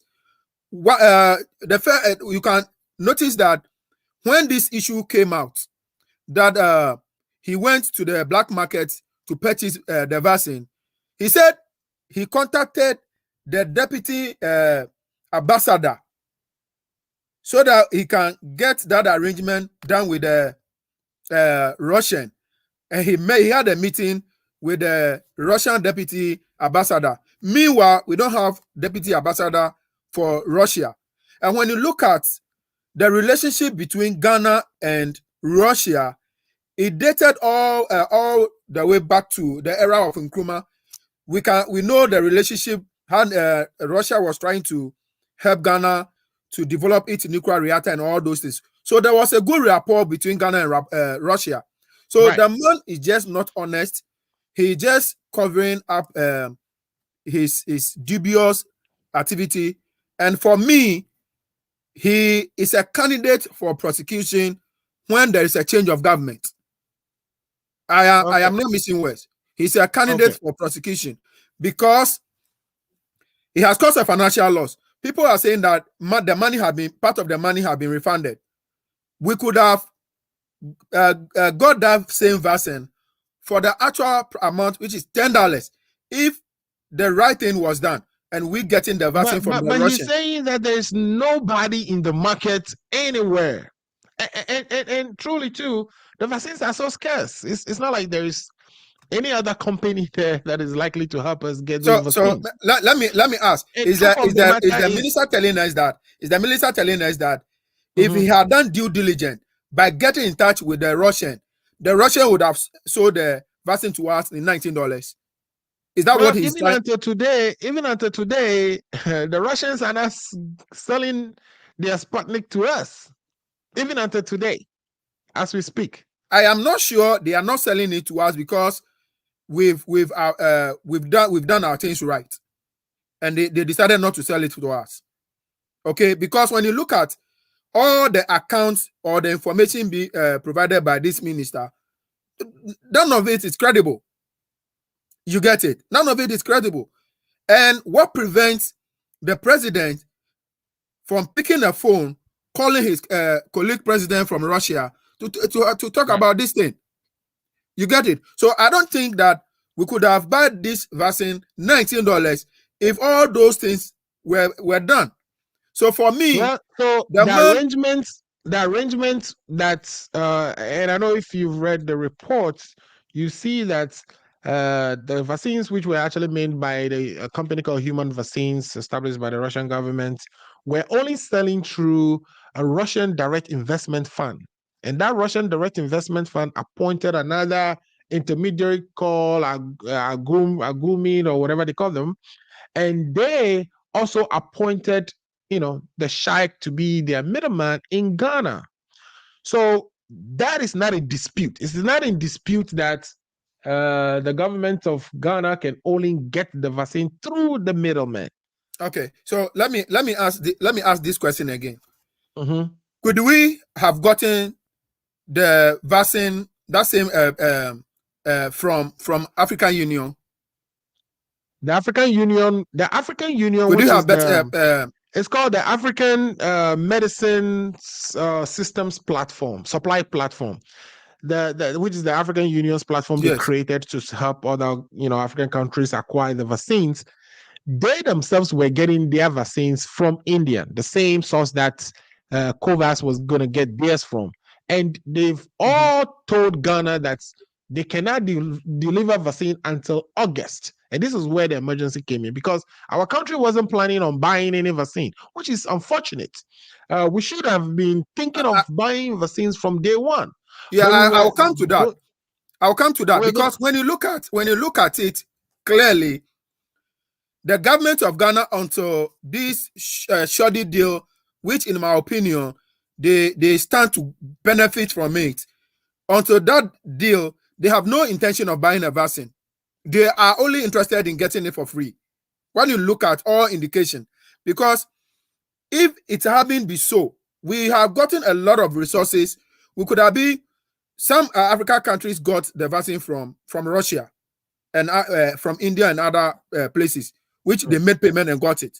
So if the government of Ghana intend to buy a vaccine, they could have used the same means our sister African countries used to get the vaccine. You get it? So it's because they have no intention of acquiring the vaccine, and this one, the one that they intend to buy, they are also interested in what the benefits they will get in returns. Other than that, I don't think they would have got they would have gone into this arrangement. Okay, let me bring go ahead. Yeah, I was going to bring in Paul on that point so that he can help us. That last point you just made, which is they were not planning to actually bring in vaccines, and it is fine for them to not have such plan, right? Because they were getting, we were the first country to actually get, the AstraZeneca, 600,000 AstraZeneca vaccines through the COVAX scheme. Everything was progressing until India got hit. Nobody was expecting that India was going to be hit that high with and to the extent that they will close their borders to any exportation of vaccine to other countries. Nobody was expecting that. So would you not give the government the credit that, well, this was unexpected, it happened, the minister panicked because we were entering the second wave. He needed to get vaccines, and so he thought there are emergency instruments passed on the books that he can rely on and get into this contract with the intention of coming back to Parliament for the appropriate approval and going to procurement for appropriate approval. Would you not admit that, oh, I lost Paul. As we are trying to get Paul back, let me actually pose that question to Ato. So Ato, here is the case where, it's clear. Paul, what's happening? Next time I lose you, then you come back. Paul, did you hear the question I was asking you? Can you please ask the question again? Okay. And then Ato, if you can listen to that same question, because I'll pose that to you as well. So the question is, we were fine until India got hit. So, is it not fair for the minister to not prepare towards any such emergency, because nobody knew India was going to get hit? We already have an agreement on the books with COVAX, or we signed out to COVAX scheme. We signed out to the AMSP, which is the African Medical Supply Platform, which was also going to procure the same AstraZenecas from India. But when India got hit and they stopped exporting and said the next supply will be in August, and we were entering in that second phase in March, any minister will panic, right? You should want to find a way to protect your citizens by finding them vaccine. And this is what triggered looking into the private market and trying to do the government to government thing, because before we didn't have that arrangement. And there were laws that we've had on the book, like the executive orders, the executive instruments that were passed, the 64, 65, which says you're in the middle of an emergency. In this case, the emergency being that lives are lives are going to be lost if we don't have these vaccines rolled out and people are getting inoculated. And so he has the power to contract before even going to Parliament, and he's clear on that. Because if you look, Parliament did not make any, even though he broke the law, the 181.5, Parliament did not make any recommendation for him to be punished or resign or any of that because of the executive or instruments in place. Shouldn't we be crediting him and giving him some kind of break for that? Well, Alfred, for me, I totally disagree with all these assertions that you are making this afternoon. Look, let's set the record straight. This deal is create, loot, and share, which involves the president, the Minister of Health, and the Minister of Finance, and other civil servants in the finance ministries and the health ministry. Why am I saying so? Look, as the gentleman who just spoke before I'm speaking said, there's been a lot of series of numerous of lies that has been told by this minister. And the question over here is that they wanted to dupe the country, which they succeeded in doing. But God being so good, if the Norwegian newspaper did not broke the news, this thing would not have even come to the light line. So I am saying that the $2.4 million that has been returned back, they are saying that he has returned the money back. So, I mean, we should let it go. No, this money was given to this sheikh as far back in March 2021. This man can use this money to run business, even if for 2 months. He will make a lot of profit on it. Are we looking at that aspect of it? The question is no. Number two. But we were buying something from him, so we couldn't be asking him. We couldn't be asking for him to give us interest on that. This was in payment of contracts that we've agreed with him. Alfred, this is a no-go area. For me. Look, this is the most shady deal ever in the history of Ghana, which the president is involved. Because I have asked a lot of questions. I've put a lot of questions on the platform, and my brother Effah has run away from answering them. Why is the health minister and the finance minister still at post? Why is the president not taking action? And for him to go and sit on the political platform this past Thursday to say that the Minister of Health has been suffering in the hands of Ghanaian. The president is deep neck into this deal.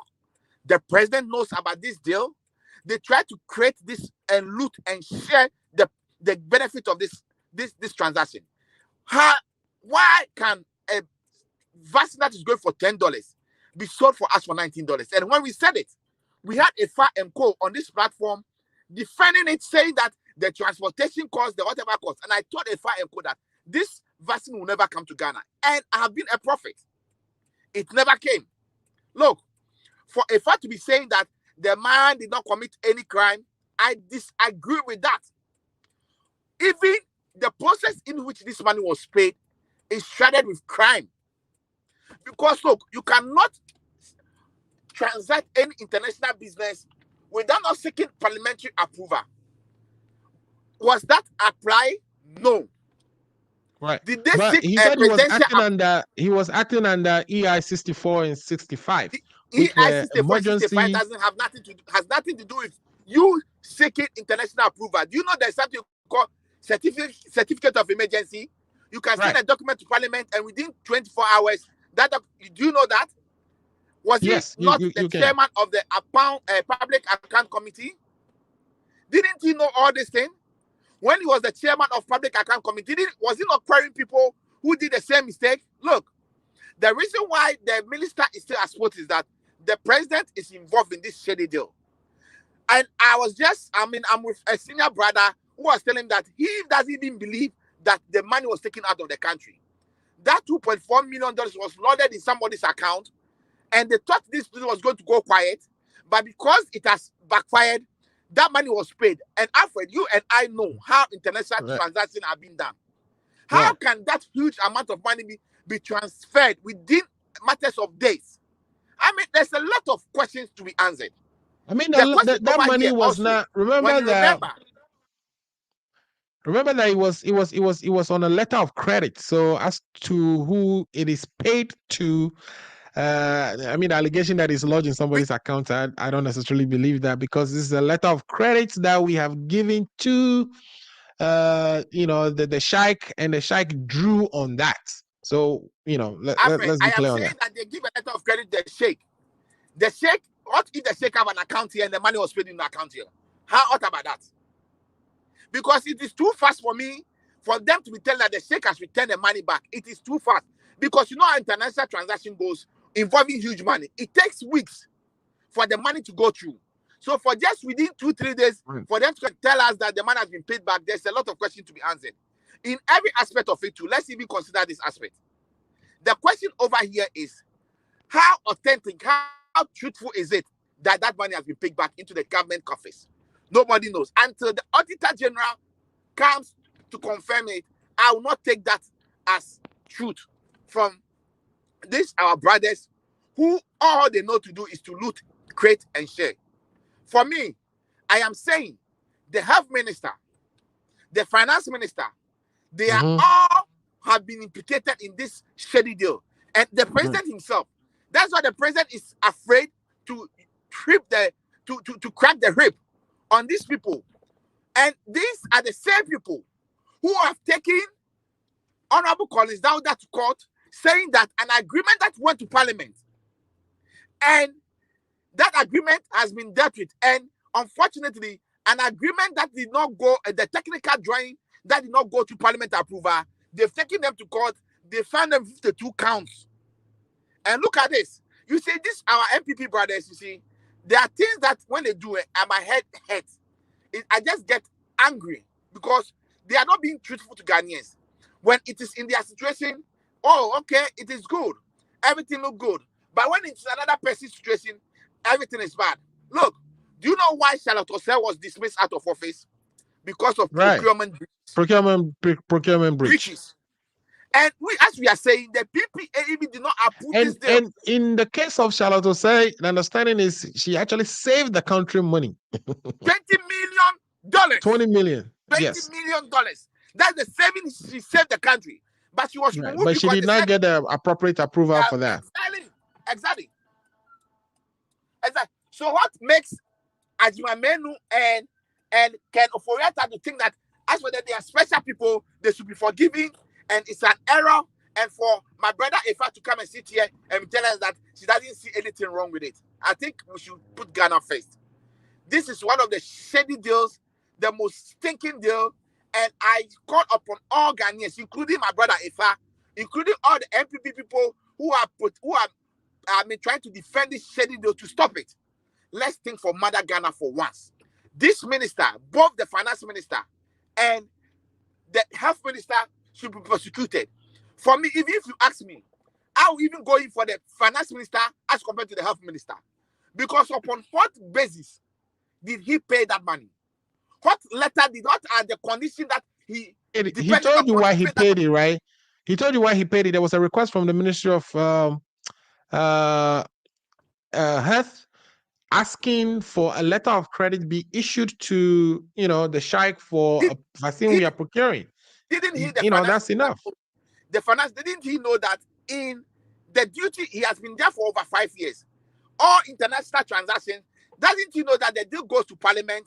Parliament discuss it, and then the clerk of Parliament issue a letter to any ministry that is involved before payment is done. Doesn't he know that? You see, there's nothing that they can do to defend themselves. They have involved themselves into a shady deal. They know what they were doing. They were trying to, create, loot, and share.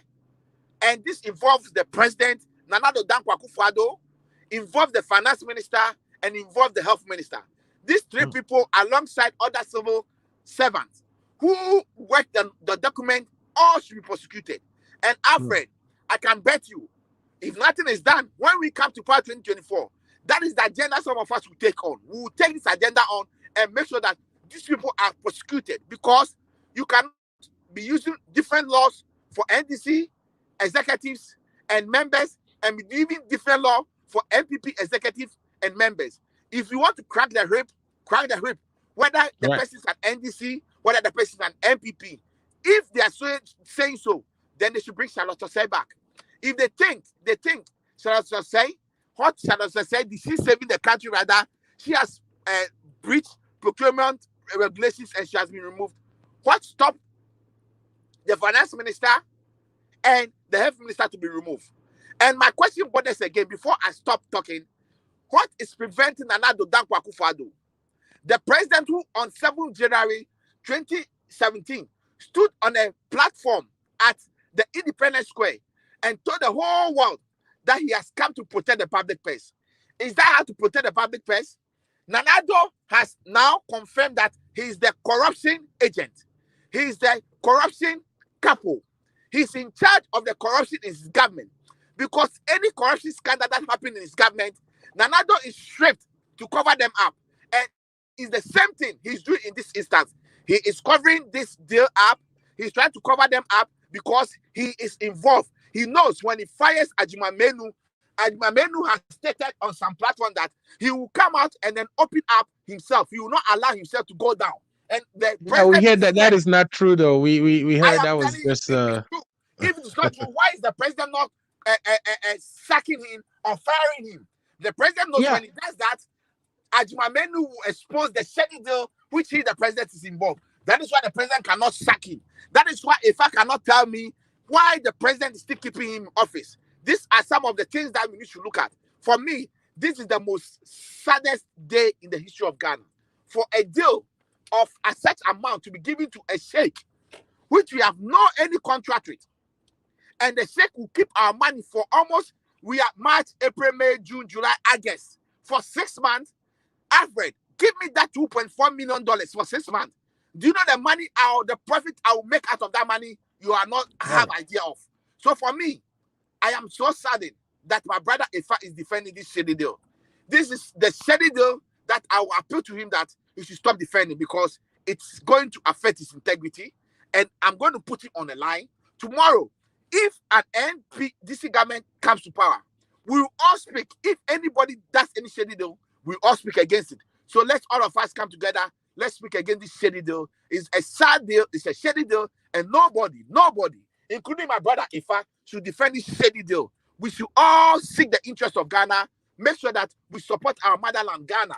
And that money that has been paid to the sheikh, and he's kept the money for 6 months, even if it is $50,000 in interest that fall on that money, that $50,000 can be used to do something for Mother Ghana. I rest my case. Thank you. All right. So thanks for that submission. Let me bring in my friend, Dr. Ato. Dr. Ato, you, of course, you are one of the early people to call for the president, not the president, the minister to be actually let go, fired, or resign. But the minister is saying that, he did go into this contract based on emergency provisions in the executive instrument. That one of the reasons he didn't even go to seek cabinet approval is because the president who heads, or he's part of a committee, the Coronavirus Emergency Committee, which is headed by the president, that committee made a decision that he can move on without, going through cabinet. In other words, this is almost like a presidential directive. So is, my brother Paul right when he says the president is involved? That is why we are not seeing the minister being fired or asked to go or proceed on leave. So I won't entirely say that the president is involved in this because I don't have the evidence.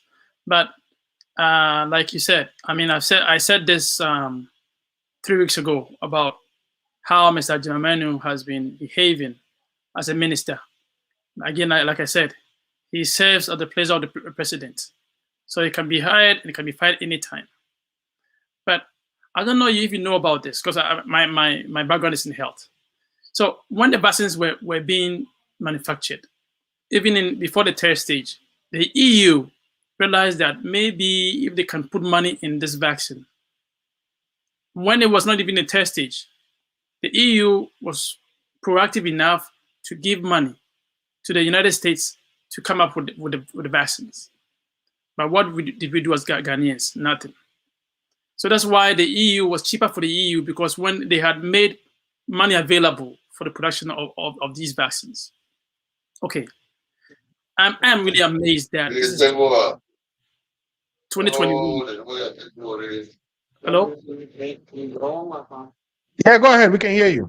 Yeah, I'm amazed at this day, 2021. We are discussing procurement issues. I mean, why can't we learn as a country? Why can't we learn as a country that some of these things are very basic, that you need approval for anything? I mean, I actually initially supported the minister when I heard that he had done this, because, like I said, he said he was panicking. It's very normal. It's called normative anxiety. It's like you see a snake, you all panic. But then what you do after that determines if you're really strong enough to do this. This minister, if you would realize, canceled the antivenom serum contract for no good reason. That was the first flag. The second flag was about the frontier deal that I'm hearing that that belonged to aviation. Right. Really? So now COVID issues, just because it goes through the airport, belongs to aviation. I mean, come on. I mean, posterity will judge us that at 2021, we are still discussing procurement issues. I mean, that's why we have government. We have checks and balances in government. So why can any minister come and say, "Oh, I was panicking"? No, that is no excuse. And when he asked in Parliament whether he had made payments, he said, to the best of his knowledge. Meanwhile, you knew very well that you had made payments. So why would you even lie to Ghanaians? The prudent to do was to say, if you knew that you're panicking, you come up with a press conference, tell Ghanaians, hey, Ghanaians, we're expecting vaccines from India, but right now the cases have increased. So you don't think that they'll be able to make vaccines available to us? So we find other means of getting the vaccines. Then people would understand. But you cannot just hide under a pillow or a mattress and come up with any deal, and then we just follow you like that. Like so Lotosai is a very typical example. She saved Ghanaians $20 million. But you know why she was fired? Just because she didn't follow procedures. Right. So what is good for the goose is good for the gander. I mean, if it works like a dog, it is a dog. I don't know why we are quibbling with words today. I mean, give me 1 second over here. I messed up some notes over here. Like I said, the frontier deal. It's like there are three things to talk about right now. If even you say that we should forgive the minister, then we should forgive everybody who does the same. We should forgive. That's why government is supposed to save money for us. They're supposed to have checks and balances. That's why we have all this PPA in place. So you cannot just bypass all these agencies and come and tell me that this is because it was in the pandemic. I mean, what did you do as Ghanaians? Alfred, it's difficult talking about. Sometimes it's sad that you see as Ghanaians in 2021 academicians, we sit and discuss some of these issues. You think that we are still in the Stone Age, where people do things anyhow. I am surprised that, like I said, if a gentleman is serving at the pleasure of the president, then the president probably pleasure to have him still serving. Otherwise, why would he still be in government? This is really causing bad optics for government. It is bad optics, and I'm surprised that he was even allowed to even go on leave. So that means supposedly he's returning, which is unconscionable. I mean, which government would even see that this is causing bad optics and still keep him in office? Is it the only thing he could do in government for us? No. I mean, his background is in accounting.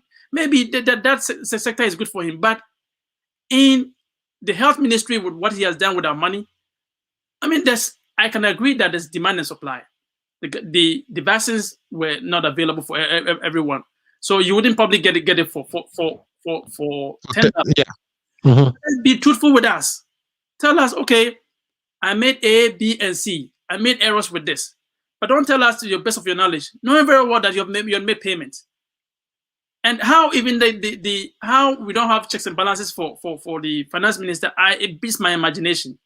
Like, this was your own company. Would you allow anybody to do this and look unconcerned? Yeah. So like I've heard somewhere, you don't see these procurement breaches in private industry, like in private sector. You don't see any of this. It's only in government that it's because you get to see a lot of this type of if things. it's our own money, then we are really careful in the nitty gritties. When it's about government, and like the last point, you talk about parliament. I don't trust parliament. After seeing the Sagleme deal, I don't trust this parliament to do anything good for us. After seeing how Akumsin answer questions in parliament and still be a minister, I don't trust this parliament. How could we trust parliament in investigating his own man? It appears to be like a conflict of interest. So you're right to say that parliament didn't really do a good job on this. And Alfred, like we all agreed in the first instance that as a country we must have resources to be able to mine our gold, to be able to manage our resources like oil. The same to apply to this. That as a country, this is not about politics. We come together and say, if A is bad, it's bad. If B is bad, it's bad. And we apply the same principles across board. But we cannot just be selective when it's a manual, then we just give him a pass and say, oh, we should just, he erred, so we can just forgive him. No, that's not how it's supposed. If he has to face the consequence of the law, then he must. But as right now, I am really disappointed in Nanado and the government in how they fully manage our core resources. Like, my last point again, the way we even manage the resources in Ghana, when we had the vaccines, we gave it to celebrities. They are now people who are of age. The senior citizens still looking for vaccines for the first vaccine. I mean, how can we as a country, when we have the old age, when we have people working in healthcare systems, still be waiting for the vaccines? So that's how come he was panicking and then making these decisions.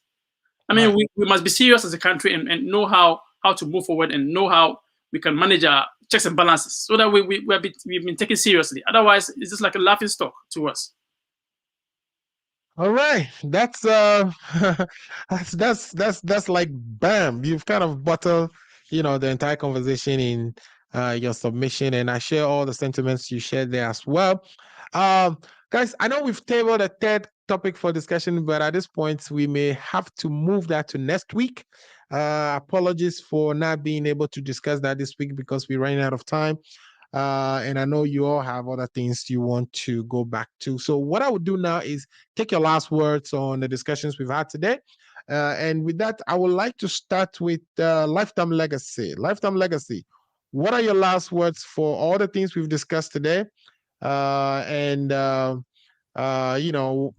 do you think should happen to the minister, to the deal, to acquire 70% in AGM and 37% in Aker, etc.? What are your last word on those things? My last word on the topics is that the government or politicians to take their hands off the affairs of GNPC, so that they will be able to focus on their core mandate. As my brother Effah was saying that he disagreed with me going to the realm of politics, we all saw a video about a few months ago where even the chief executive of the GNPC's driver was on social media showing to the whole world the money he has been able to make as a driver driving the chief executive of GNPC. So this can only happen under Nanado, where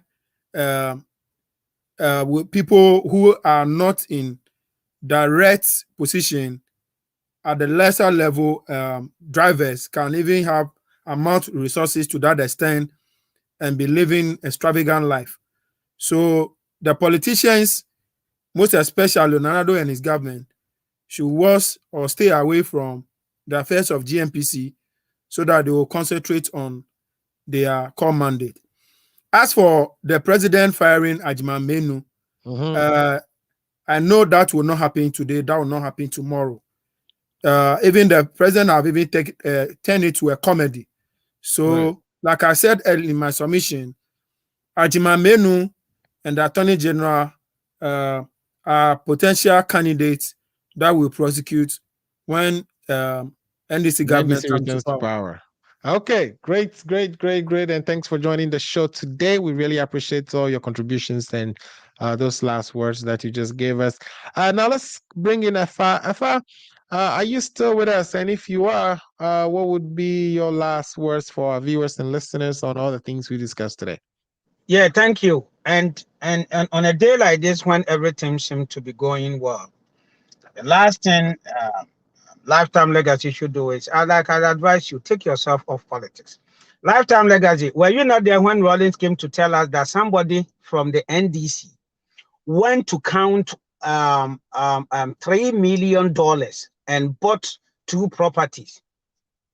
And he was questioning this, the word he used, this little chap who just got into politics was able to count $3 million.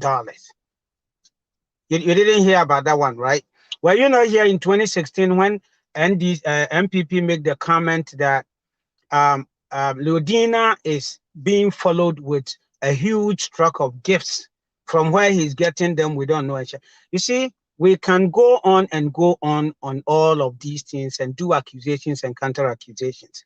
When we have an opportunity and we are fixing a particular sector of the economy, let us not try to widen it and try to bring in things that are not related to it. But if we want to delve in there, we can delve in there. And if we want to talk about government that has helped, we had a government that told us that they were not magicians to employ, and a government that is employing. We had a government that took us to IMF, and different one here. So we can go on and on. A government that could not even produce out with an ID card and stuff like that. But you know, let us focus on the subject when we are dealing with it, so that we deal with it and then we go on.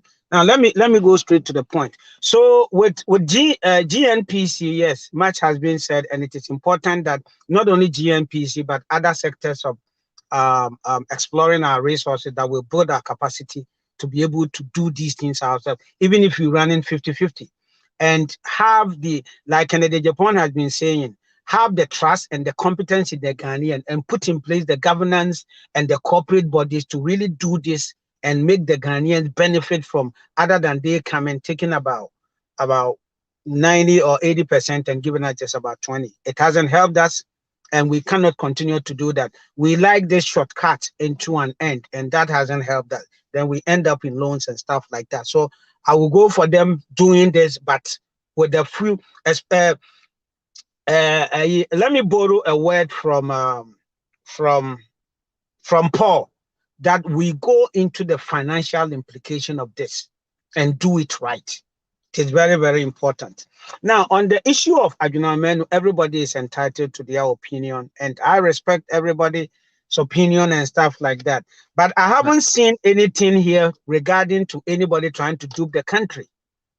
Vaccines came in, and somebody said we were going to supply, they couldn't supply, and the contract ended and other things. We put too much into it that we can learn from whatever did not go right, and that inform our next action when we go. Because people have in the past delved in create, loot, and share. They want to rip it into this thing, and they're talking about prosecution and blah, blah, blah, blah, blah.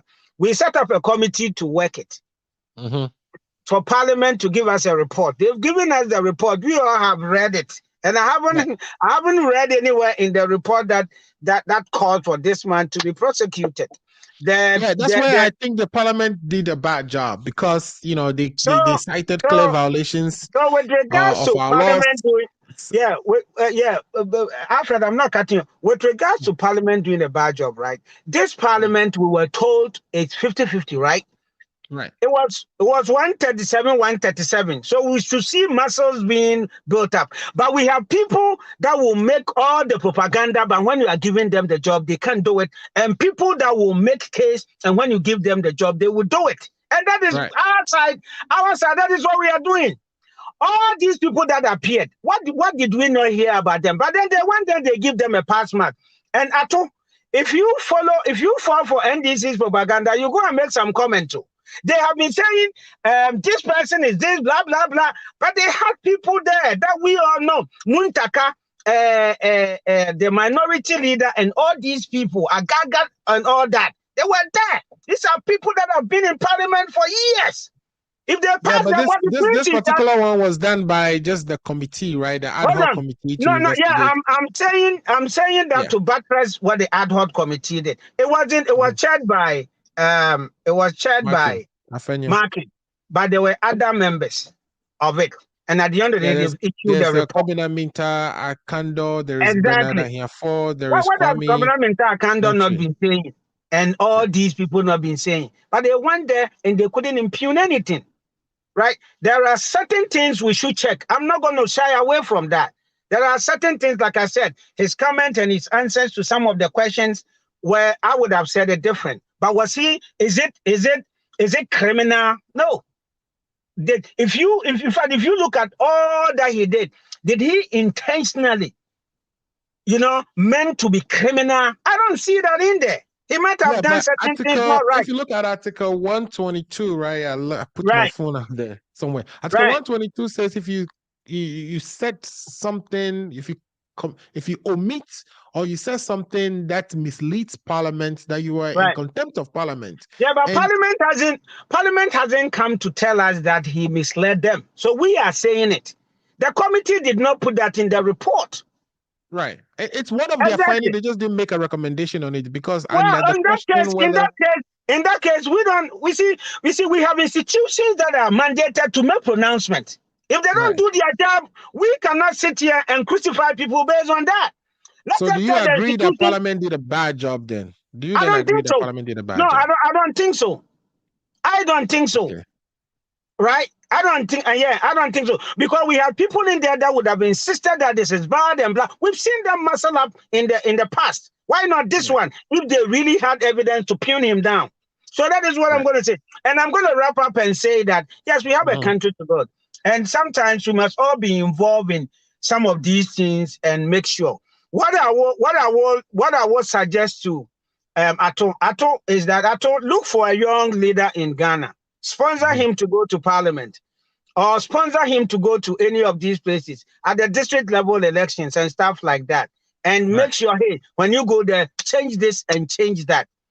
Sometimes we can make all the comments, but deep down there, if we are not involved in what goes on at the district assembly, what goes on in Parliament, who is getting appointed over here and all that, people are going to go there and we're going to sit here and hope that they do what we want. But if we look at this right now, you see you have white in your shirt, right? I am wearing polo. We all are different and we think differently and we act differently given the opportunity. So let us hope for the better. The people that are messing the country up, let us look for all of them and put them in jail. I support that. If the Supreme Court make pronouncement, we're going to follow that. And that is the only way we're going to get to wherever we want to get to. I salute everybody. It's been a great day. And hopefully next week we're going to come. Like I always say, Ghana Agenda is here to stay. And it is one of the best in the world, if not the best in the world. Thank you. All right. So you heard it from Kakape there. Kakape is saying, Ghana Agenda is here to say, he's saying that if anybody is found violating the law, that of course we should actually lock the person up as appropriate. And those are words that this program would associate itself with. We would hold our leaders accountable. And of course, where wrongdoing is suspected or is investigated to be true, that people should be brought to book. Let me bring in my brother to again, before I bring in my brother Kakape, thank you so much for joining the show today. Last week we missed you. We missed the fire. I think when you come in, the MPP is properly represented. So we are grateful for you, spending the time with us every week, helping us digest the issues we table for discussion. So thanks a lot for coming in again, and thanks for those last words. So let me bring in Ato for his last words. So brother Ato, yeah, you've heard Kakape in his last word. He says, if we find people doing the wrong things, we should lock them up.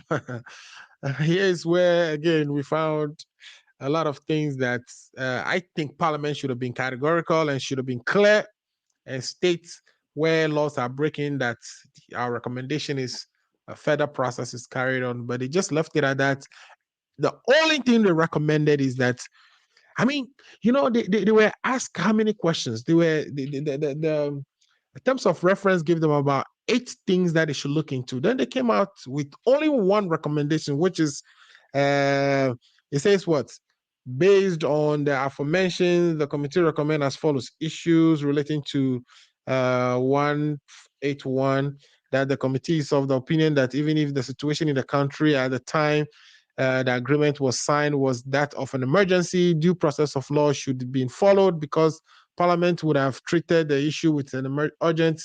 So they are making it as a warning. They are giving a warning to all ministries, departments that going forward, nobody or none of them should proceed on without and sign an agreement without coming to Parliament, that they can use the certificate of emergency. On the issues related to procurement process, the committee found that the Ministry of Health did not seek approval from the board of the PPA and and it says that for the avoidance of doubt, and then he just went in and talked about those provisions of the PPA, and then he concluded that we should get our refund. The committee urges the Minister of Finance to take steps to recover the money due the Republic in respect of the amount of $2.85 million dollars, which is going to translate to about some $16 million Ghana cedis. And you are left hanging. It's like, this is incomplete. The job is not done. Yeah, you're right. I know Kakape is there laughing at me. I know. I want to respond to him before I even give up my last words. But first of all, thank you very much for the opportunity to have myself and my other brothers. I know Kakape is in Chicago, so I can just go and fight with him anytime I want. Yes. Right. But I want to quickly respond to him. So he said, I'm falling for NDC propaganda. Far from that. Far from that. I mean, like I said, I don't trust Parliament. It's not about MPP Parliament or NDC Parliament. I'm saying, based on what happened to Howard Kumsin, Kumsin's issue, that there was so much noise made about it, I don't trust what Parliament did in that regards. It's nothing to do with NDC propaganda. Actually, I don't really listen to NDC politics or MPP politics. I see myself now as a neutral person. And also, he made reference to me sponsoring other countries if I feel the system is not working. I think it's a really good point. But it starts about talking about it. I know the system in Ghana, it's really corrupt. Even how we elect our leaders in Ghana.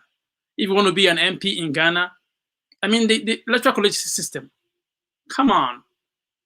If you have money, you can get through easy. So I can sponsor somebody over here, and then I'll probably be out of work because I probably would have to spend so much money in doing that. But if you live in America, you can start as an activist, even without money. Even with look at Bernie Sanders. Even Barack Obama. Barack Obama. But tell me if I can do the same thing in Ghana. No. If I want to be an MP in Ghana, I have to probably make all the money over here and go pay people to vote for me. Right. What kind of system is this? So I'm not being political over here. I'm just analyzing the situation as it is. That if it quacks like a dog, barks like a dog, it is a dog. I don't even know what else to say about that. It is sad that sometimes we allow politics to cloud us in a way that I mean, I'm not saying that it's just pertains to only MPP or NDC. It's all the governments that has come to rule us as a country. At this day and age, we're talking about procurement issues in Ghana. At this day and age, we're talking about sole sourcing in Ghana. The NDC will talk about Ajimamenu giving the contract to Frontier because for sole sourcing. If they come into power, these same issues arise. So what are we? Where are we going to? Are we going to still be doing MPP NDC all the time? It's like we're not serious as a country. We should get serious and see these things as helping posterity. Otherwise, our children will come and make fun of, like, we think that, excuse my language, we're not wise enough to manage our resources. It's nothing to do with just at the moment. I'm just saying in general that as a country, this is 2021. We still talk about procurement issues. You wouldn't hear this in anywhere in the world, in any developing country. That's why we're not developing. Because we go into government. So you're saying that in most countries, developed countries, procurement is streamlined. It is. Yes, that's a process. It goes from A, B, C. You wouldn't hear the United States talking about procurement issues in government. No. It's because there are structures, checks and balances. We have that. We have all that as a country. But MPP will come, wouldn't use it. Even source, I'm telling you, and this will talk about all the time. But MPP comes, look at that. They do everything source. Everything is source. So, as a country, how do we move forward? How do we move away from all this? Like, as academicians, I mean, we go to school, we learn all these things, but we're unable to apply. It's like it's only in the books. Right. We're unable to practice some of these things that are really in the books. We have the laws, but it would not work for us. It's not about just MPP or NDC. Charlotte Osei was the EC chairperson. If you want, it's true that she saved us money, but why couldn't she go through the processes? What is it about the processes? That's why I feel like Ajimamenu, he messed up, and there's no two ways about that. Right. You can mince words all you want and tell us to forgive him just because he didn't know, but he knew. He knows very well that there are processes that we have to go through. So until you're able to go through those processes, it's like it's sad that, like I said, in 2021, in a developing country like Ghana, we pride ourselves as the beacon of Africa, but still we're talking about procurement issues. So on the last note, I wish my friends all the best. Hopefully we can see ourselves back, God willing, next week. Thank you. Yes, sir. Thank you so much, Ato Kwamena Danso, for joining and those comments you just made. I don't know if Kakape is frozen, but yes, he is. All right, so he may want to respond to me. He may want to respond to me. So give me the opportunity. Okay, Kakape, do you have any rebuttals to? No. I totally agree with all that he said. Sometimes, I am here for MPP. So you don't get me wrong. I may have my single opinion on these issues. That if I'm if you want I know representing a party, so I respect. I know you. I'm not exactly. So it is like it's not personal. Yeah, exactly. It is like when you go to the hospital and you are working and they have a procedure. Sometimes you may have an issue with it, but come on, So that is how it goes. But I agree with all that you said, and that is how we build a country. But I also feel strongly that no matter what the challenges are, sometimes we have to get in there and try to fix stuff. Well, the advocacy is important.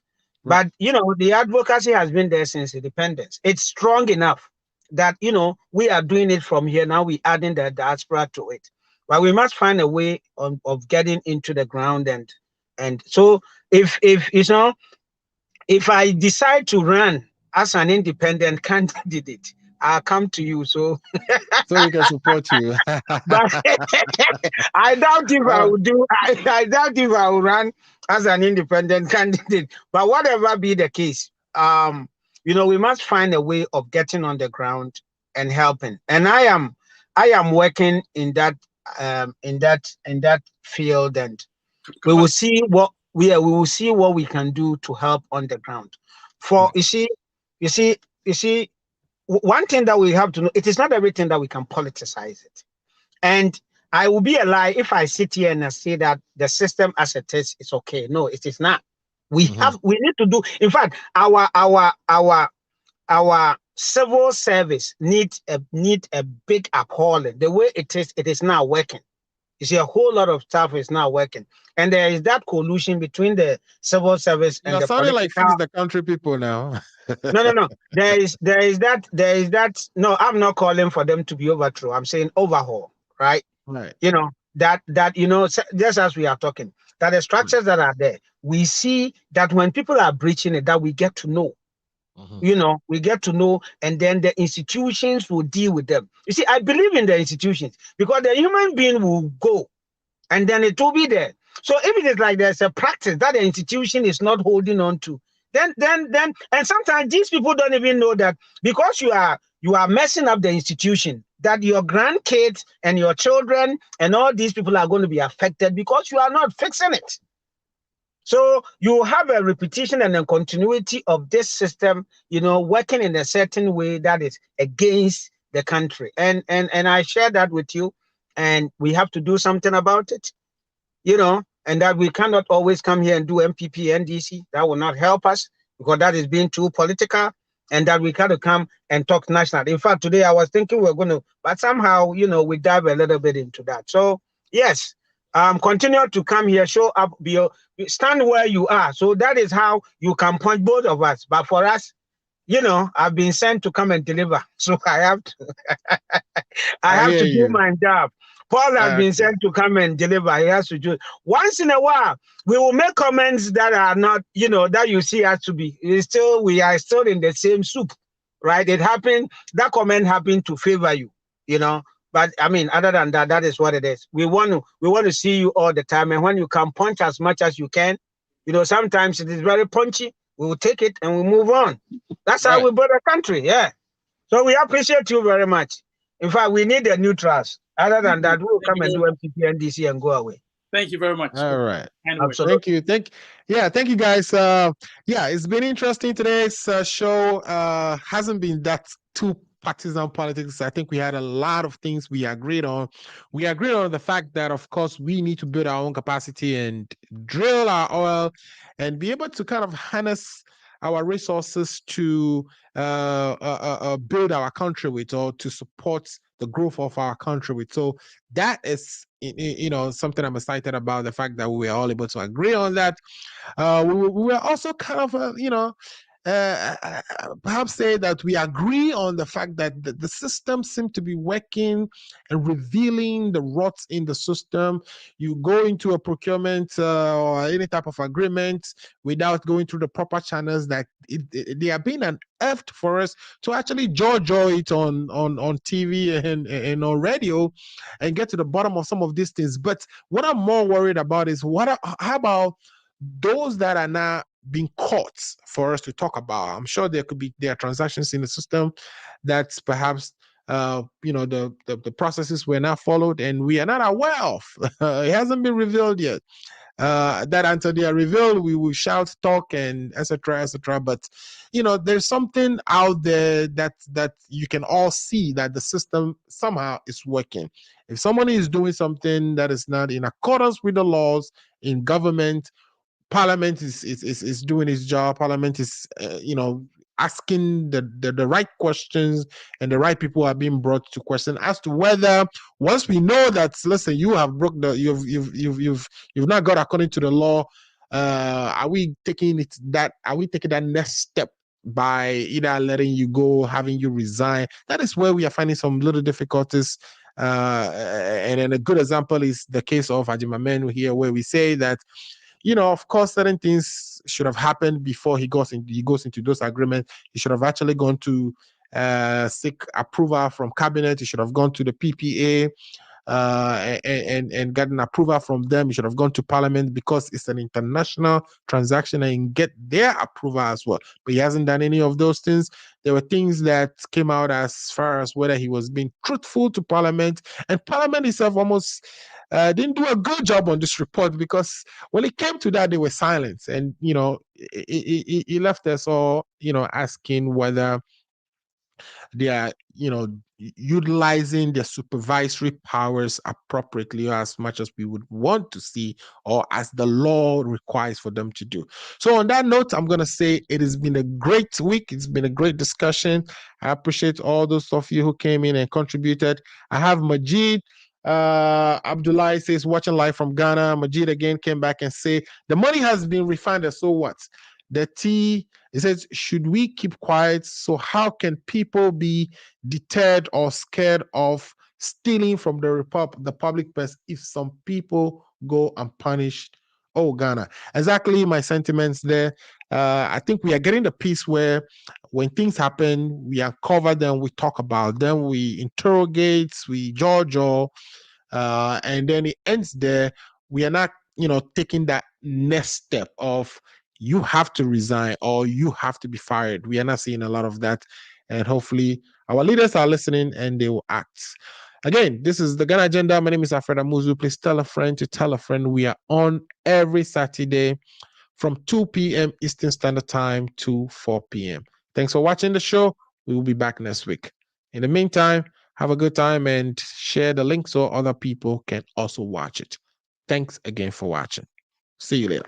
Bye.